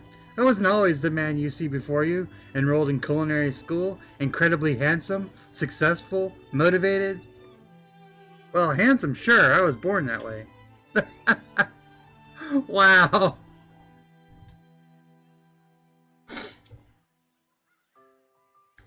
But I've walked other paths and arrived at dead ends. I was passionate about life, but I failed as an obstetrician. I was passionate about justice, but I failed as a lawyer. I was passionate about livestock, but I even failed as a mule herder. That one was especially humiliating. Mules can be so cruel. I lost my business partner to a gunfight. I didn't know. People say my delicate ribbon tie and my well-kept beard and assume that I've got it all together, which is true now, but it hasn't always been. Sounds like this guy could really use a hug. I resolved then that I was going to amount to something. No amount of hours, labor, or money would deter me from giving the best I had to give. As Colonel Sanders changed his focus, you can see something ignite inside of him. A burning passion. One has to remember that every failure can be a stepping stone to something better. My new dream is pure. It's honest. It's something that a humble man in a crisp white suit can be proud of. I will create a new chain of chicken restaurants that will bring joy to the entire world and make up for my past misdeeds. Yay! Just as your moment grows intimate, you're interrupted by a threatening shadowy presence. It's the Spork Monster, who totally said he wouldn't come back. Orko? It is I! I know I said when we were back after the whole fight to the death thing. Maybe you don't really want to see me anymore, but I just wanted to say that I was wrong to attack you, and I apologize. I know what it's like having to always look over your shoulder. Monster problems, am I right? Oh, thanks, Borko. I'm glad there are no hard feelings. Getting jumped by a giant creature in the dark of night can really rile a person up. I also want to apologize for the way I switched right into attack mode. I know that you're strong in cooking school and can put a person under a lot of stress. I actually used to go to this school. I wasn't always a spork monster, you see. I don't believe it. You were human once? Well, no. I was a golden retriever, but I was still a student. Till one day, some mean kids with a magic spellbook cast a dark enchantment on me, and I was forever transformed. A magical spellbook. Precisely. I had procured a copy for myself, but somewhere along the way, I've lost it. If you find such a book, I beg you, respect it. You're such a powerful chef and shouldn't rely on dark, evil magic. No, you should be protecting the innocent from those who would cheat them through sorcery and guile. If you need me, don't fear. I will be there. Sounds like there are some bad cooks in the kitchen of life, Akari. Together, I am sure we can defeat them. Come back to my hideaway and we can discuss. A personal invite. You can't imagine what Colonel Sanders' home must be like, but it sounds like you're about to find out. Stepping inside Sanders' home, surrounded by things, you start to feel a special bond with him. Looks like you live such an exciting life, Colonel Sanders. Every day can be an adventure if you approach it with the right attitude. Long ago, I made the decision to never stop searching, never stop working, never stop imagining, never give up, never surrender. Have you been working on any new recipes of your own lately? I'm always excited to talk about food with another ambitious chef. Well, there's something. It's just a side dish I've been tinkering with, trying to find the right balance of flavors and textures. I'm not sure I've nailed it yet, but I'm close. Colonel Sanders' eyes perk up as he starts to wonder what dish you might be describing. It's meant to pair with something spicy or something crispy. Both, perhaps. Now you've got him right where you want him. Should you reveal your new creation to him or keep it a secret just for you? Well, obviously he trusted you. You decide that you're as ready as you'll ever be. Oh my goodness! Sorry. It's like a nervous thing, I swear. Let me say, then my actual skin does get raw. And it's just more. You're as ready as you'll ever be to share your original cooking with the Colonel Sanders. Before you can talk yourself out of it, you decide to dive in headfirst. You reach into your lunch bag for a special dish you've been keeping on ice all day. I present to you my original coleslaw. Oh no. No, it's coleslaw. You invented Colonel Sanders' coleslaw. Shredded cabbage just glistens in the light of Colonel Sanders' loose hideaway. Magnificent. Together, you chow down on the creamy coleslaw until just a spoonful remains in the bowl. Do you mind if I hold on to the last bite? I'd like to have it around so that I can admire its taste later and think back on this moment. You could offer to make him more, but he seems a very sentimental kind of guy. He's gonna steal it! He's gonna steal it! This fine chicken. This fine gravy. Yes, exactly.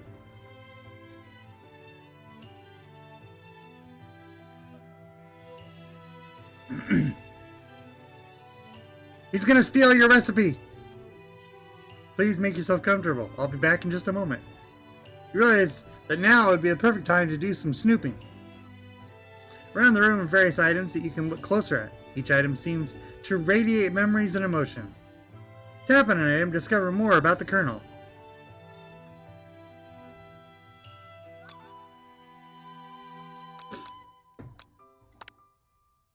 This must be where he keeps the secret recipe. Think for a moment what number is important to Colonel Sanders, then it dawns on you. As soon as you turn the dial to 1111, safe opens. Inside you find a single note.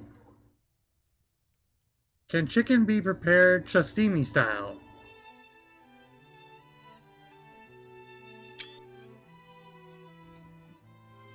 Tap on an item to discover more about the Colonel. Adorable little baby boy with a goatee.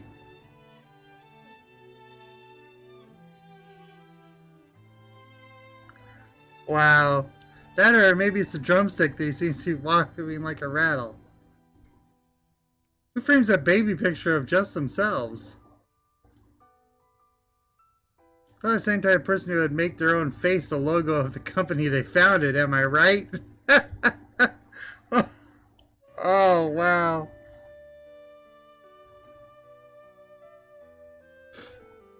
Oh, wow. Photo appears to be Colonel Sanders, except he's an old man visiting the pyramids of Egypt. Maybe this is where he discovered one of his secret herbs and spices.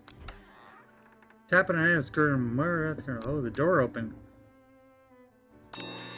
You open the door to the Colonel's closet and find a row of his signature white suits hanging within.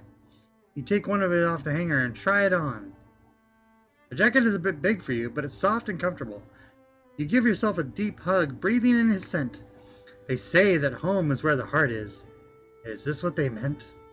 Before you can look any further, you hear Colonel Sanders returning. He has a new dish that he's been working on, and he wants you to taste it. You try to act casual until he asks why you're wearing his jacket. They're usually loaded out, but I must say, it does look good on you. Oh crap, the jacket.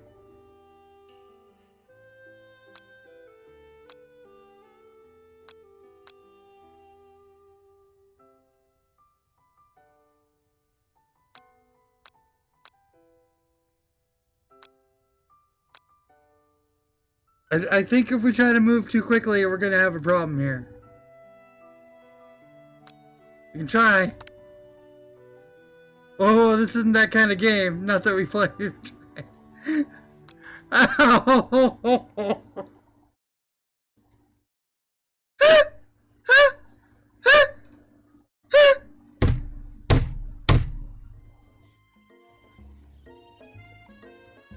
Oh. That was great. Okay, I gotta get past that scene.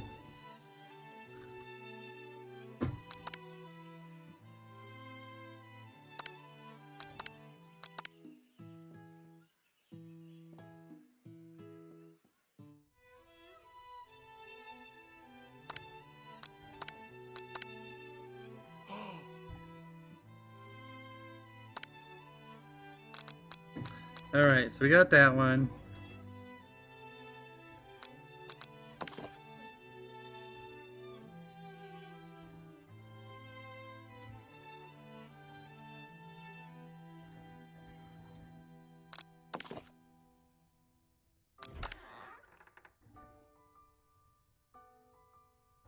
Ghost pops up. You think you're heading out of the world on a quest to avenge my death? Wait, I never learned your name. Why could I avenge you? Just tell you my name right now. Can't you see I'm in the middle of something? You open the window a crack and the ghost swept out with the breeze. Ow, poor ghost. Hey, let's try to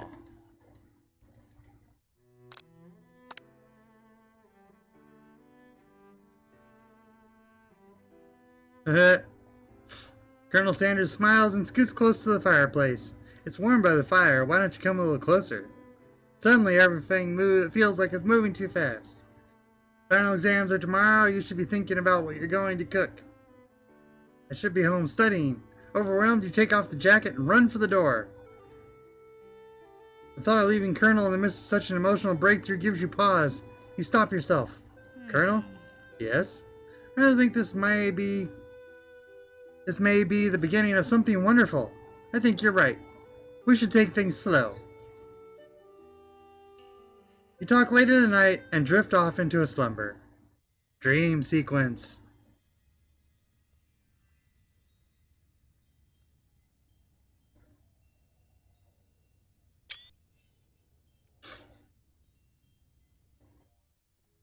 You wake to a beautiful morning in Colonel Sanders' hideaway. Did you make the right decision on how to respond to Colonel Sanders? Only time will tell. Today is the day that could change the rest of your life. Your thoughts are interrupted when Colonel Sanders emerges into the room. He's holding a gorgeously plated breakfast, and your mouth waters at the sight of it. Here's a simple breakfast I just whipped up. Chicken! And a biscuit.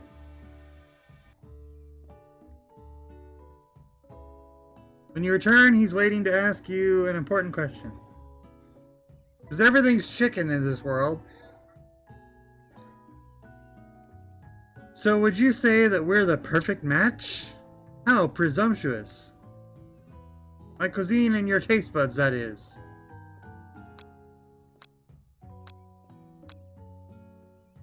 Such confidence, such grace. Could he be the world's greatest cookery? Flatter him.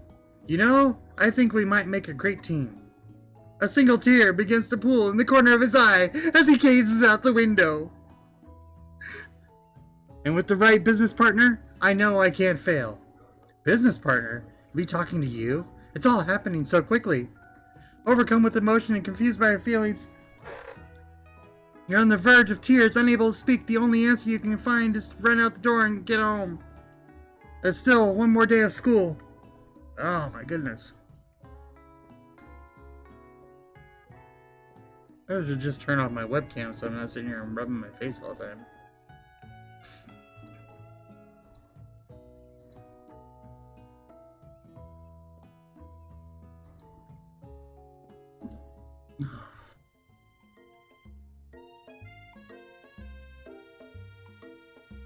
Your best friend is there waiting for you.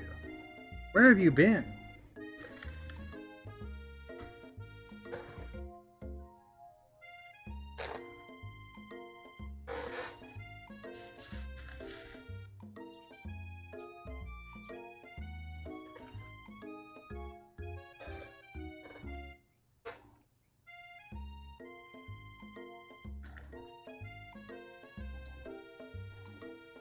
Because I had one heck of a night.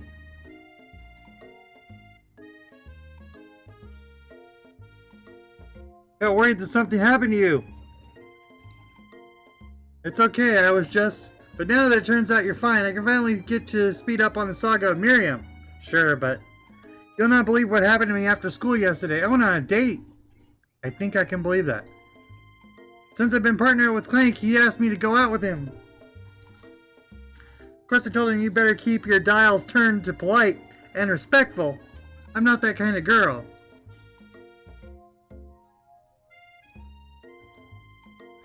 But he was just interested in spending some one-on-one time together and getting to know me. So I said, yeah, sure, I can get to know the little metallic guy. Long story short, he took me skydiving with his friends. But things quickly spiraled out of control. Did she just say skydiving? As if that was a typical first date to go on with a talking pressure cooker. And now I'm really not sure where we stand. You don't give Miriam time to tell her whole story, however. Bottling up the details of your own night is just too much to bear. And I went on a date too, back to Colonel Sanders' house, where I spent the night with him. You what? Nothing happened but the emotional connection. Wowzers.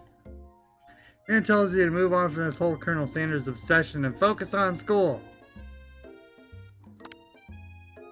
Being upset that Colonel Sanders is wrong? You don't want to be right. After a short argument, you both agree to go your separate ways. Wow.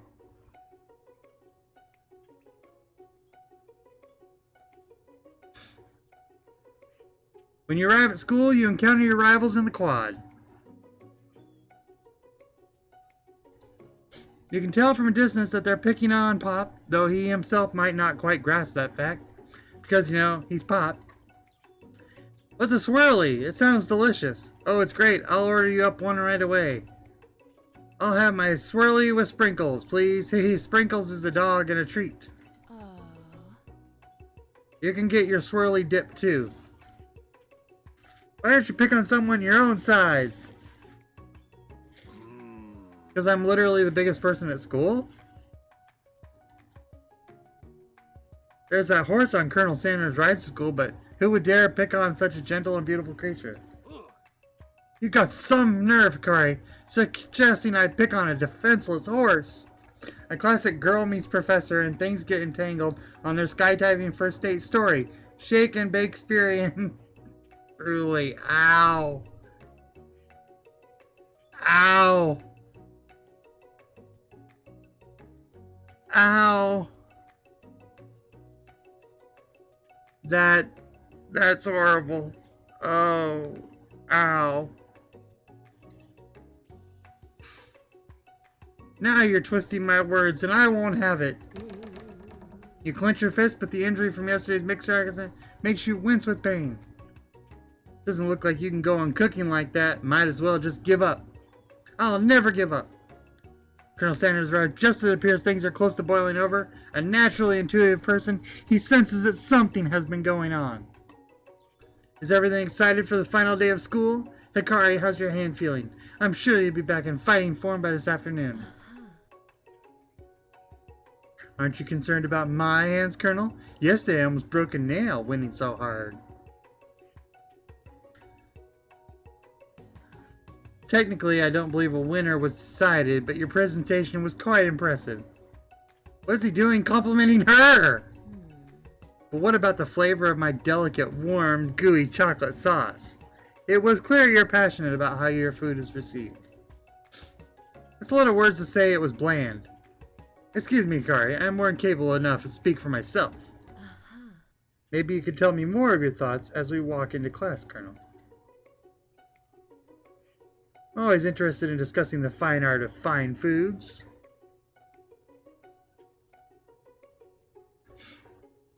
See you inside.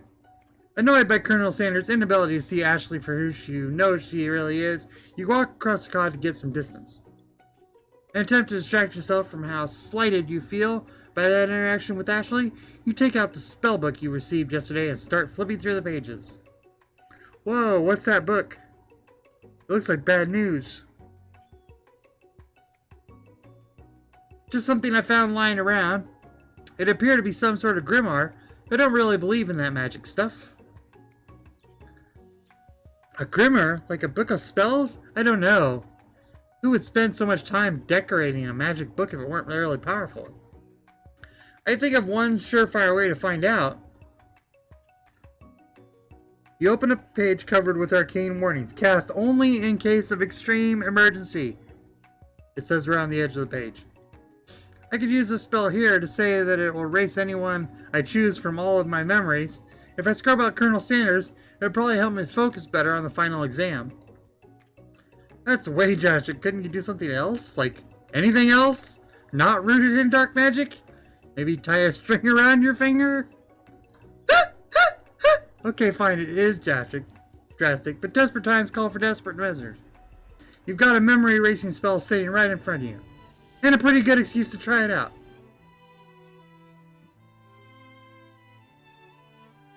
Obviously, we don't want to remove Colonel Sanders from our memories.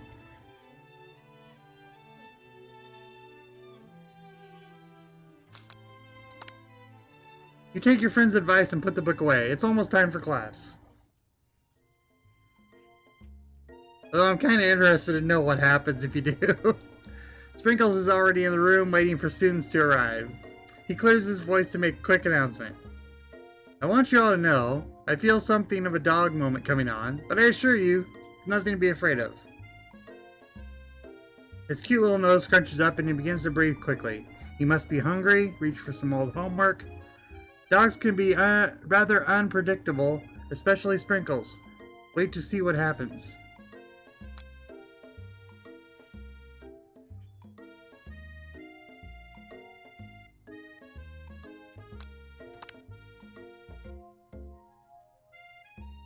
Sprinkles stops in his tracks. He focuses in on the window. The room is deadly silent. When you follow his glades, you see a tiny orange squirrel perched on the cherry tree. Sprinkle turns feral and runs out to the window of the classroom. Begins barking uncontrollably at the squirrel outside. Terrence, I told you never to come back here. Terrence, I will destroy you, Terrence. Sprinkles is barking ferociously, drooling fly off his face. The squirrel looks over, but he doesn't say anything back. You wonder, is that even a talking squirrel? Who named him Terrence? You better not show your chubby cheeks around here ever again. After Sprinkles is satisfied that his presence has been felt by not only Terrence, but any other squirrel in hearing distance, he returns to his professional tone.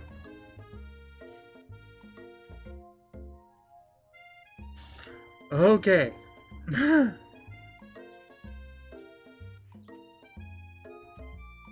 I apologize for the outburst. This actually brings up an important point. Thank you, Akari, for reminding me to dole out this indispensable bit of wisdom. You see... Hold on a second.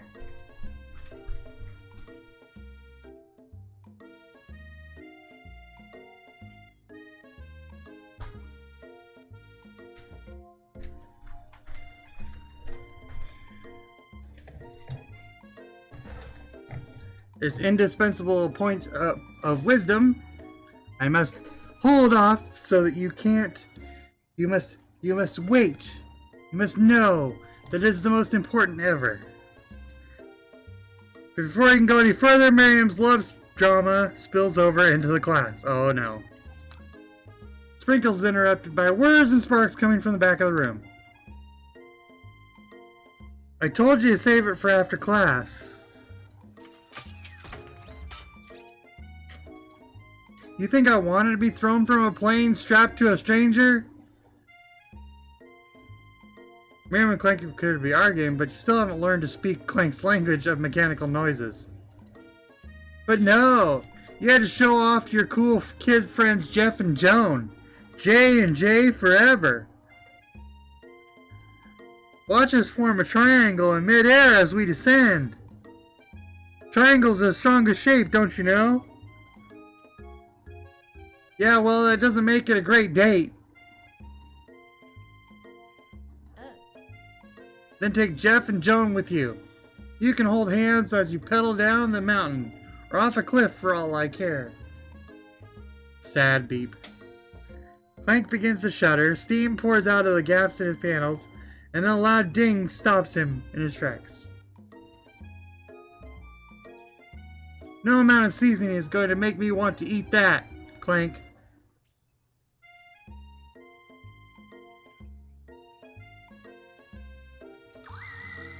Clank breaks out a completely deep-fried sneaker, considering that he himself has wheels, not feet. Not entirely clear where it came from.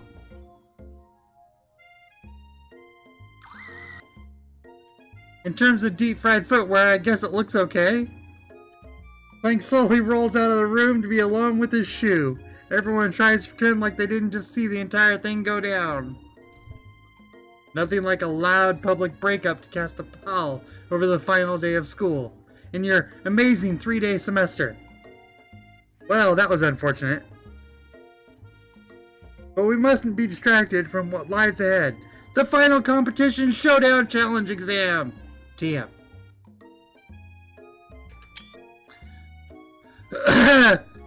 I'm still working on a title, but I think you get it. Test time approaches. See you all in the arena. Before you can think about your upcoming competition, there's a very beautiful soul nearby in need of a pep talk. Hey Miriam, are you okay? I'm so mad I could smash a tiny mug, spilling several droplets of hot cocoa all over the floor. How could he embarrass me in class like that? In front of everyone? Her tiny cocoa is delicious treasure. So you know that this breakup is no joke. Even if the source of her frustration is such a silly boy. I know that you know this, but I'm gonna say it out loud. You don't need anyone. Me and you, we're gonna cruise through this final test and hit the carpool lane to Success City. Miriam brightens up, imagining the wind rushing through your short bangs, but she hesitates to embrace the feeling all the way. You're not going to saddle up on Colonel Sanders' stallion and ride off into the sunset without me. Of course not. Well, maybe sorta, but I'm sure there's a pony out there with your name on it, and a ranch big enough for both of us, and who else we want to bring along. If it's not Pop or Clank or anyone else you meet today, tomorrow, or this whole year, so what? You're a special person who shouldn't settle for the first someone to show a little interest anyhow. Miriam gives you a big hug and wipes the tears from her cheeks. I should really review my menu for today. I'm going to make a very special soup. And I bet the Professor Dog is going to love it up. While you were pep talking Miriam, you completely missed lunch. But that's okay because you got a better idea how to spend the time before exam. You've decided to head to the arena early to practice a dish. This is it. The location of the final challenge. A test of will, a test of courage, a test of talent. And she has to beat the pants off Van Van's supposed man and his evil counterpart, Ashley. As planned, you begin to run through a quick test of a recipe you've been working on, Hikari's famous chicken pot pie. After practicing months, making the dish comes second nature to you, and you're able to quickly get a fresh pot pie in the oven. But as soon as you do, your cram session is interrupted by Colonel Sanders. Hikari, what are you doing here?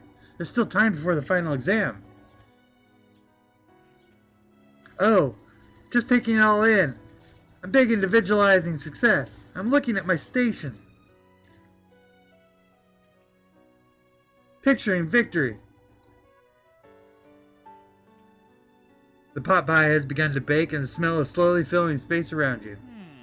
Visualizing, huh? That's too bad. I was hoping you were cooking something delicious. You usually happily share your food with anyone who's hungry, but the last time you let Colonel Sanders get on your head, it cost you a cook-off. You decide that it's time to put your cooking above your romantic desires, but that decision gets hard to stick to when the oven timer goes off.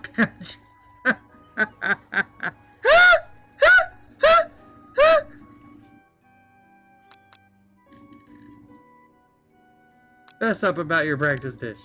Okay, you got me. I'm doing a little bit more than visualizing. I know. My nose can smell a pot pie from 400 yards. That's an oddly specific distance, but you'd expect nothing less from such an oddly specific man. You knew it's a pot pie just from the smell? Not just a pot pie, but a chicken pot pie with an all butter crust.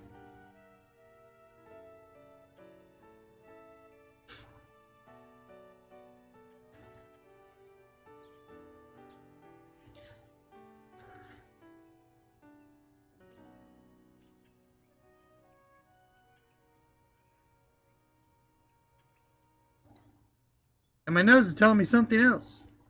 Oh no, is it burning? Ah, no, I can smell that it's made with helping of TLC. But it would probably start burning any second if you don't pull it out. The moment of truth. Wow. It's the best pot pie I've ever tasted. I've always loved country cooking and I could eat this all day. So far you've invented the Colonel's coleslaw and his pot pie. There's no time left. The final showdown is about to begin. Sprinkles lays down the ground rules. There are no rules. That is except to cook with everything you've got. Step up for the cook-off of a lifetime. Here we go. Decide that mac and cheese plus the pot pie you've been practicing are just the dishes that'll put you over the edge.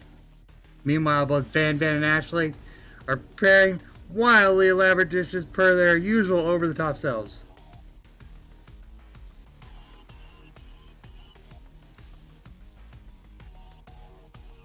Miriam has her giant magnifying glass and several sets of tweezers. She's definitely prepared to go big going small.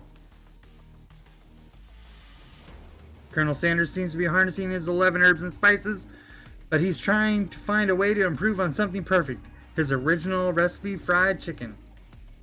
The intensity room starts to go full 10 out of 10, with a frenzy of action. Everyone is calling out really cool special cooking moves as they prepare their food. Wow, this is getting serious. Special cooking moves. Colonel Sanders batters his chicken as it levitates through the air. Egg wash. Miriam furiously injects ingredients into itsy bitsy pot of broth. Best friend baster blaster. Van flexes his pectorals as he chops open a sea urchin. Let's rock and roid. Ashley scoops her pastries off the tray with lightning speed. Shallow personality spatula. Wow. Even Clank gets in on it. 5-dial pressure point cooking technique. Wait, when did Clank learn to speak English? It's a singularity, as was foretold. We mustn't let it happen or the appliance uprising will take us all. The appliance uprising? Oh no.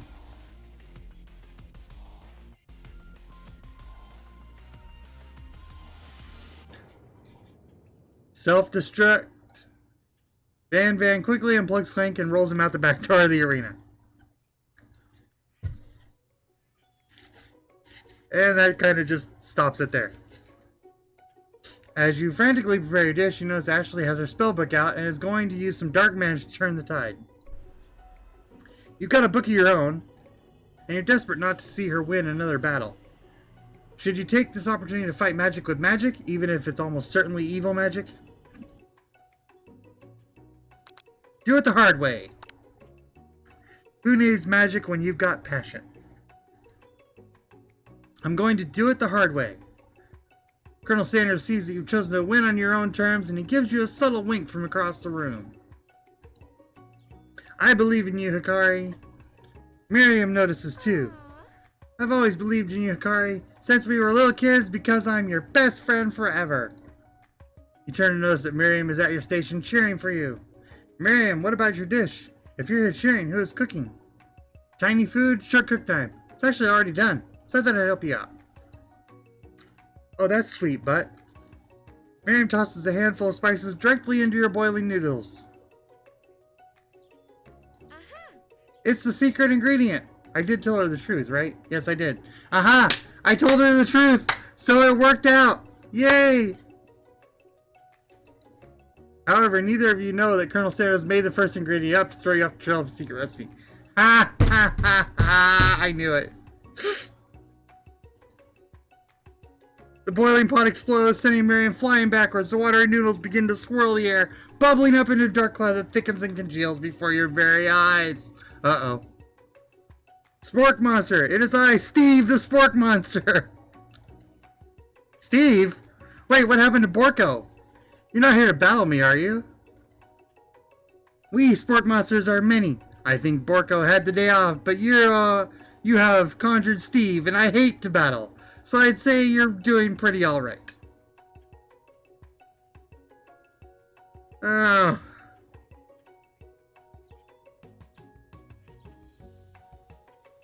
Oh dear. Oh dear, oh dear. Oh hey, you're in the middle of a cooking competition. I love this stuff. It's better than TV. You crazy kids and your current culinary skills really impress me. Mind if I hang out?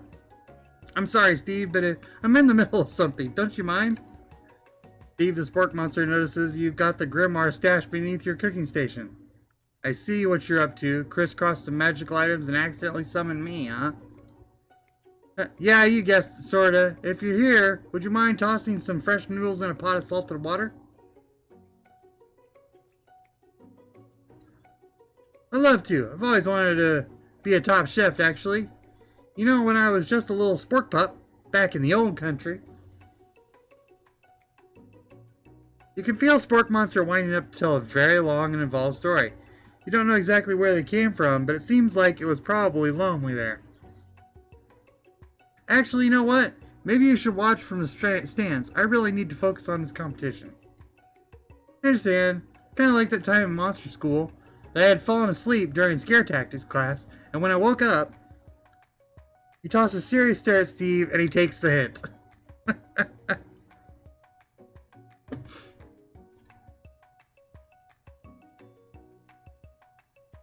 Oh, goodness.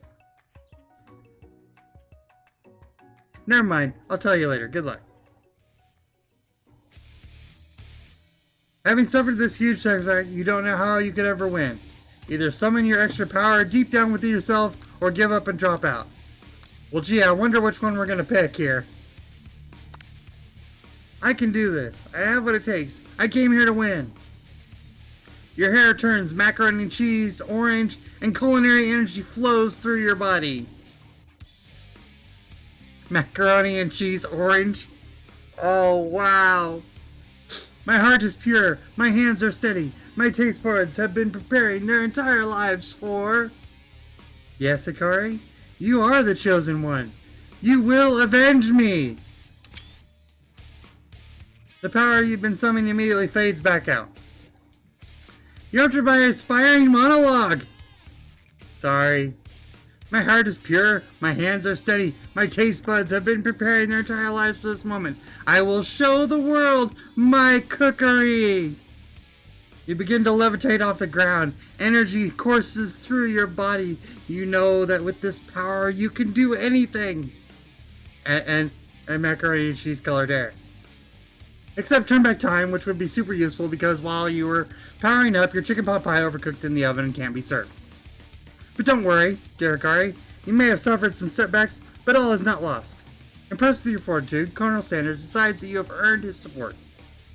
I've been watching you today, and I must say I'm truly impressed. You've been thinking on your feet and rolling with the punches. The music choices are oddly spaced. It's kind of weird sometimes.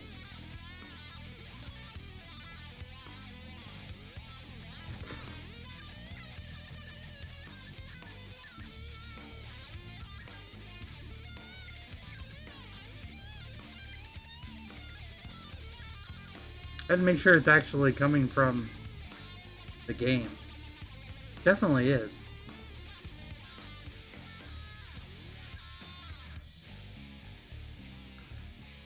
He steps up to your station and stands right beside you. I'm here to help. All you've managed to make is macaroni and cheese, and time is almost up, so you're going to need it. But Colonel Sanders, what about the test? what will happen to you? What about the rules? Following the rules has never really been my thing. I follow my heart. What a guy. Colonel Sanders unfolds a delicate white towel to reveal the most delicious fried chicken tenders you've ever laid your eyes on. And besides, sometimes unexpected combinations can have surprising effects that surpass their individual efforts. Are you suggesting? If we combine forces, we can form the perfect food union. Time's up, students. With time expired, it's the moment everyone's been waiting for. You must now prepare to present your dishes. Handful of students stand tall, but the class seems incomplete. Seems we're missing some students. Pop? Clank? From off screen, you hear a pure innocent giggle that can only come from one student. Hee hee, I'm flying! Sounds like it's coming from that broom closet over there.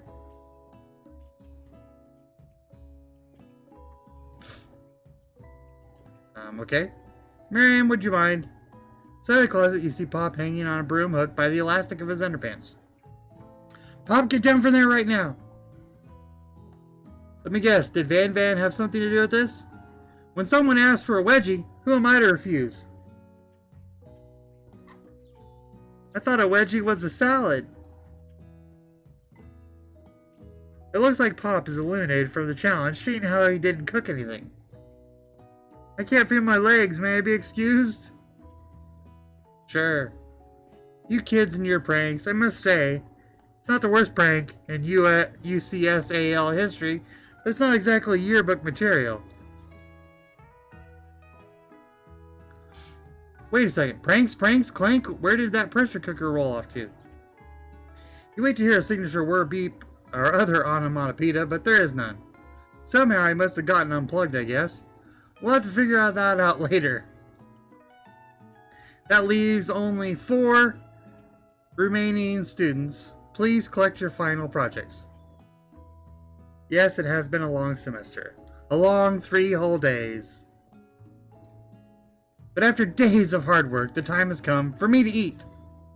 Miriam, please step forward. Now, describe your dish. I made tender udon noodles and savory soup. My word, it's so delicate. Is that a teeny tiny? I don't know what that is. I spy in its itsy bitsy bowl. Yes, chef. Please call me Sprinkles. Chef is my father's name. Wow. Chef dog, Sprinkles dog. Yes, Sprinkles. And some green tea made from baby tea leaves that I picked myself. It was carefully sniffs around the dish before opening his mouth and letting just a sip of his tip of his pink dog tongue dip into the bowl. Sublime. Would anyone else like a taste? No. Come on, I'm not one of those dogs who doesn't floss. They even have really cute electric toothbrush for dogs. Fine, I'll enjoy it all by myself. In a flash, the entire meal has been devoured. Not that it took much, it was less than a thimble's worth of soup. A+. Rarely do I taste a dish with as much love poured into it as yours. Miriam is overjoyed. She gives a huge hug. Thank you, Kari, for helping me to believe in myself. Van, you're up. I made uni over smooth egg custard with an axe-hewn urchin shell topped with caviar. Did you skewer one type of urchin with spines from a second, different colored type of urchin? Yes. Bit much, don't you think? That's exactly why I did it. A bitch much is my kind of brand. Doesn't it look cool?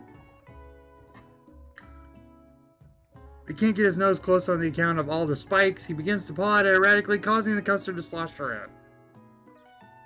And barks. Please be gentle with my cuisine! And growls at it. Finally, Sprinkles goes all in, tongue first. But he can't get past all the needles. He reels back as his tongue is poked and prodded. Ouch, my tongue! The professor appears to have an allergic reaction to the sting. Oh no. I can't eat this. It keeps poking my tongue. Disqualified. Stunning turn of events. Who would have thought that serving food in a bowl made of needles could make it difficult to eat?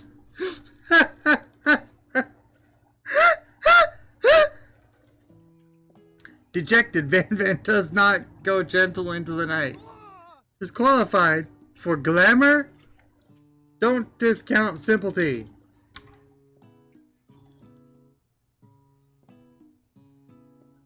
This isn't the last you've heard of me.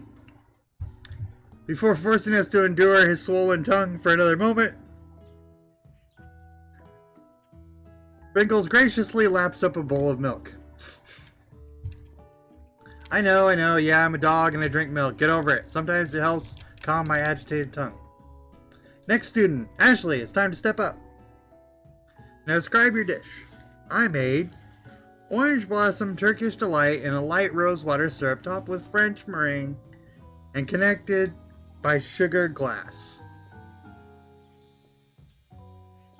Well, that is quite the dish. That actually doesn't sound too bad. It is quite delightful. However, I'd ask that you please refrain from eating it or attempting to taste it in any way. It's very fragile and meant to be a display piece. Don't eat the food? At a cooking school? Got toast in your ears or something? Told you, it's a display piece. Actually, I must say it is beautiful. However, this is a cooking competition at a cooking school. Yeah, which is why I cooked it. I did an extremely good job cooking it too. I didn't realize that we were having an eating exam. If I want to be judged on eating, I go College of Eating School for the Hungry.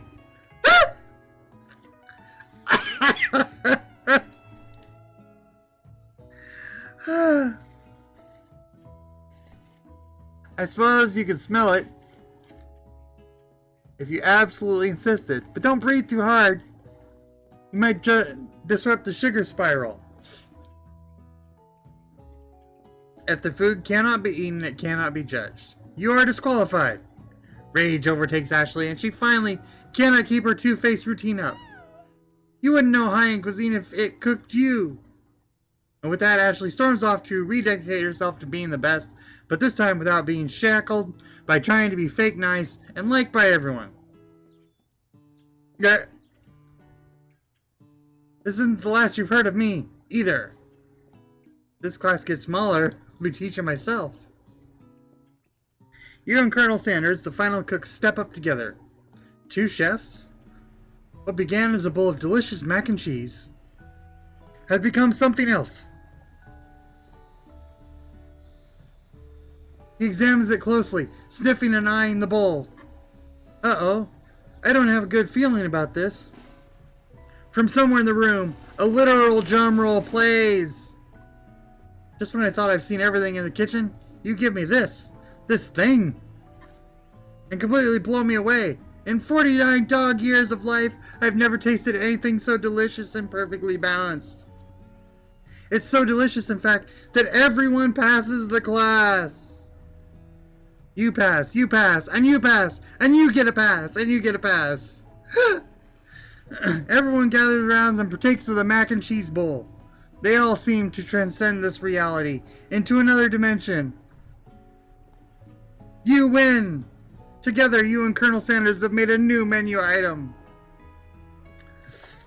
And there goes the whole marketing thing. It was this whole thing for the mac and cheese bowl thing that came out recently. Together, you and Colonel Sanders have made a new menu item. The new menu item is so impressive, even Van Van and Ashley are drawn back in by its magnetic fragrance. When they gaze upon your mac and cheese bowl, they admit that you are indeed an excellent chef. Sprinkles declares that you have passed. Everyone has passed. There were supposed to be more battles, but come on, how could they even be better than this one? Now that the school year is complete and everyone has graduated, the students return for one last assignment, to get their groove on. The cafeteria is completely redecorated in order to serve as a site of the school's graduation dance. Compared to massive high-tech cooking arena, the humble decor seems downright cute and cozy. DJ Dog is in the house. You knew that Sprinkles was a master chef, but also a world-renowned turntablist? Who says you can't teach an old dog new tricks? Wow. uh, uh, yeah, I agree. Wow. Dan, Van, and Ashley tell everyone that they've committed themselves to righting the wrongs they did when they were villains. For a moment, you actually believe them. Not another haunting. No ghosts allowed at graduation. It's clearly written on the school's bylaws. I was never actually a ghost. It was all a trick to get you to finally notice me. Oh, amusing. And now that everyone is together, it's a spork monster. And he is totally mellowed out. Everyone, Spork Monster is no more. From here out, I'd prefer that everyone refer to me by my new name, Party Monster. Student tries to finish what he was trying to say, but everyone was too wrapped talking to Spork. Sorry, Party Monster. Dejected, student walks off. Maybe things didn't work out for Miriam romantically, but she found the love in her cooking, and you know she's gonna do great. A red carpet rolls out on the floor of the ballroom. It's like a Hollywood movie premiere. Who could command such an entrance? It's Pop. He's arrived late to the dance, but apparently for good reason. Walking the carpet, you see perched atop his dirty chef's hat. A crown? Welcome back, Pop. I know you weren't able to complete the final exam and expect your diploma, so we had it mailed directly to your father. We figured it was the least we could do for the school's dean. It only happened like 5 minutes ago. How did it get mailed to him? Oh, now I get it. And we get a new wing for the school, not to mention the honor of educating the son of the chancellor of such and such. The music of the dance is interrupted by a sound of sparking and electrical hissing. It's Clank, who's arrived late to the dance. Now that I have graduated, I can reveal my truth. Whoa, he's still doing the talking thing. I am Clank. I am not of this earth. I am actually from a faraway planet in another dimension. This is a little scary considering I just finished watching the new Invader Zim movie. What? What?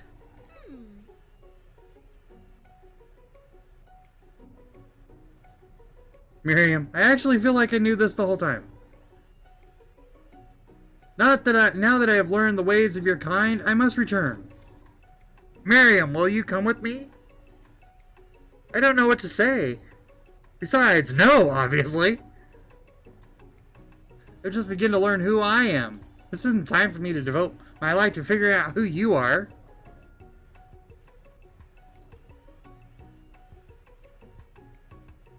Blown away by Miriam's maturity, it's pretty clear she has managed to surpass you in that regard. I understand, kind of. Humans are weird. A portal opens up and Clank disappears through it. Finally, Colonel Sanders arrives. Howdy, classmates. He's just in a t-shirt. Just like the first day you met him, he has come prepared to feed the entire class. However, it's not enough just to give him a bucket of chicken. It's time for a full meal. I didn't get to be the most famous chicken man in the history of chicken and man by not reminding people to go out and buy my chicken.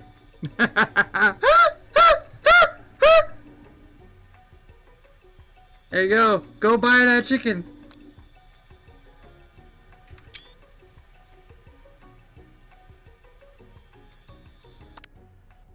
No, it's not the end. As everyone feasts on their delicious chicken dinner, Colonel Sanders finds you sitting at the edge of the dance floor. Hey, what are you doing sitting all alone? Oh, you know, just waiting the right person to ask me to dance. I wonder, might you tell me, what are the qualities you would expect to find in such a lucky person? He's all sweating. Off the top of my head, oh, I don't know, a spicy musk, a tidy goatee, and a degree from the University of Cooking School Academy for Learning, just to name a few. It truly is my lucky day. Would you dance with me? Yes, I would love to. As you glide across the dance floor, hand in hand with Colonel Sanders, the future stretches out in front of you. And once my 100th franchise is up and running, I'll be ready to take a day off, and I'll be so glad to spend together with you, Akari. Wow! How sweet. We'll work together and play together. Colonel Sanders stops dead in his tracks. Work together? Well, I think this is something I need to go do by myself. Oh no! But who will you help you run your restaurants? I don't believe I need help. Besides, based on your time at school here, do you really think running restaurants is a fast forward? Wow. Could it be you've found a love connection but failed to earn Colonel Sanders' respect as a chef? Can you live with only half of him? Will you be able to endure sharing him with his other love? The life of an entrepreneur. I suppose I can roll at a pastry school. Oh, my dear Hikari, I'm sure that you'll find your place eventually. And along the way, you'll have me by your side. The end. Aw, that's not the best ending.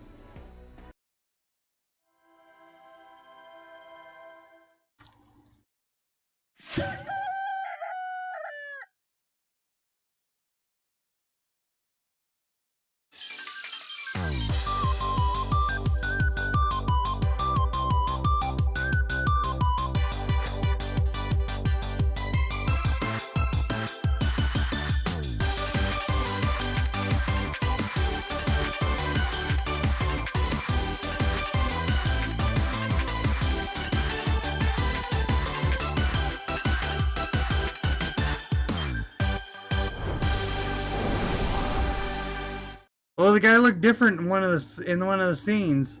In one of the opening scenes, it's like the Van the man looked different. He had like a mustache and stuff.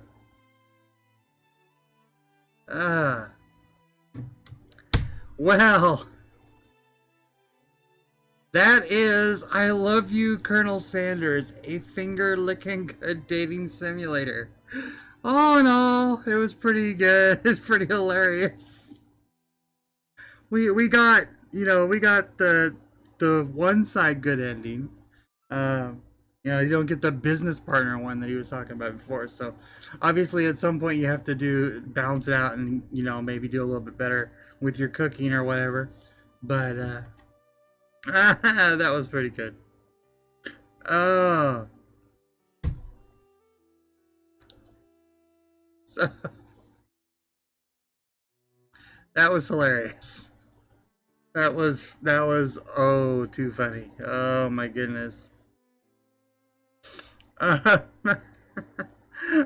thanks for watching. I will not be streaming tomorrow because I have to go to court for a ticket thing. And then I will be back on Friday, probably doing some Dreamfall. Yeah, so thanks for watching. Thanks for putting up with this whole thing, and I'll see you later. Bye.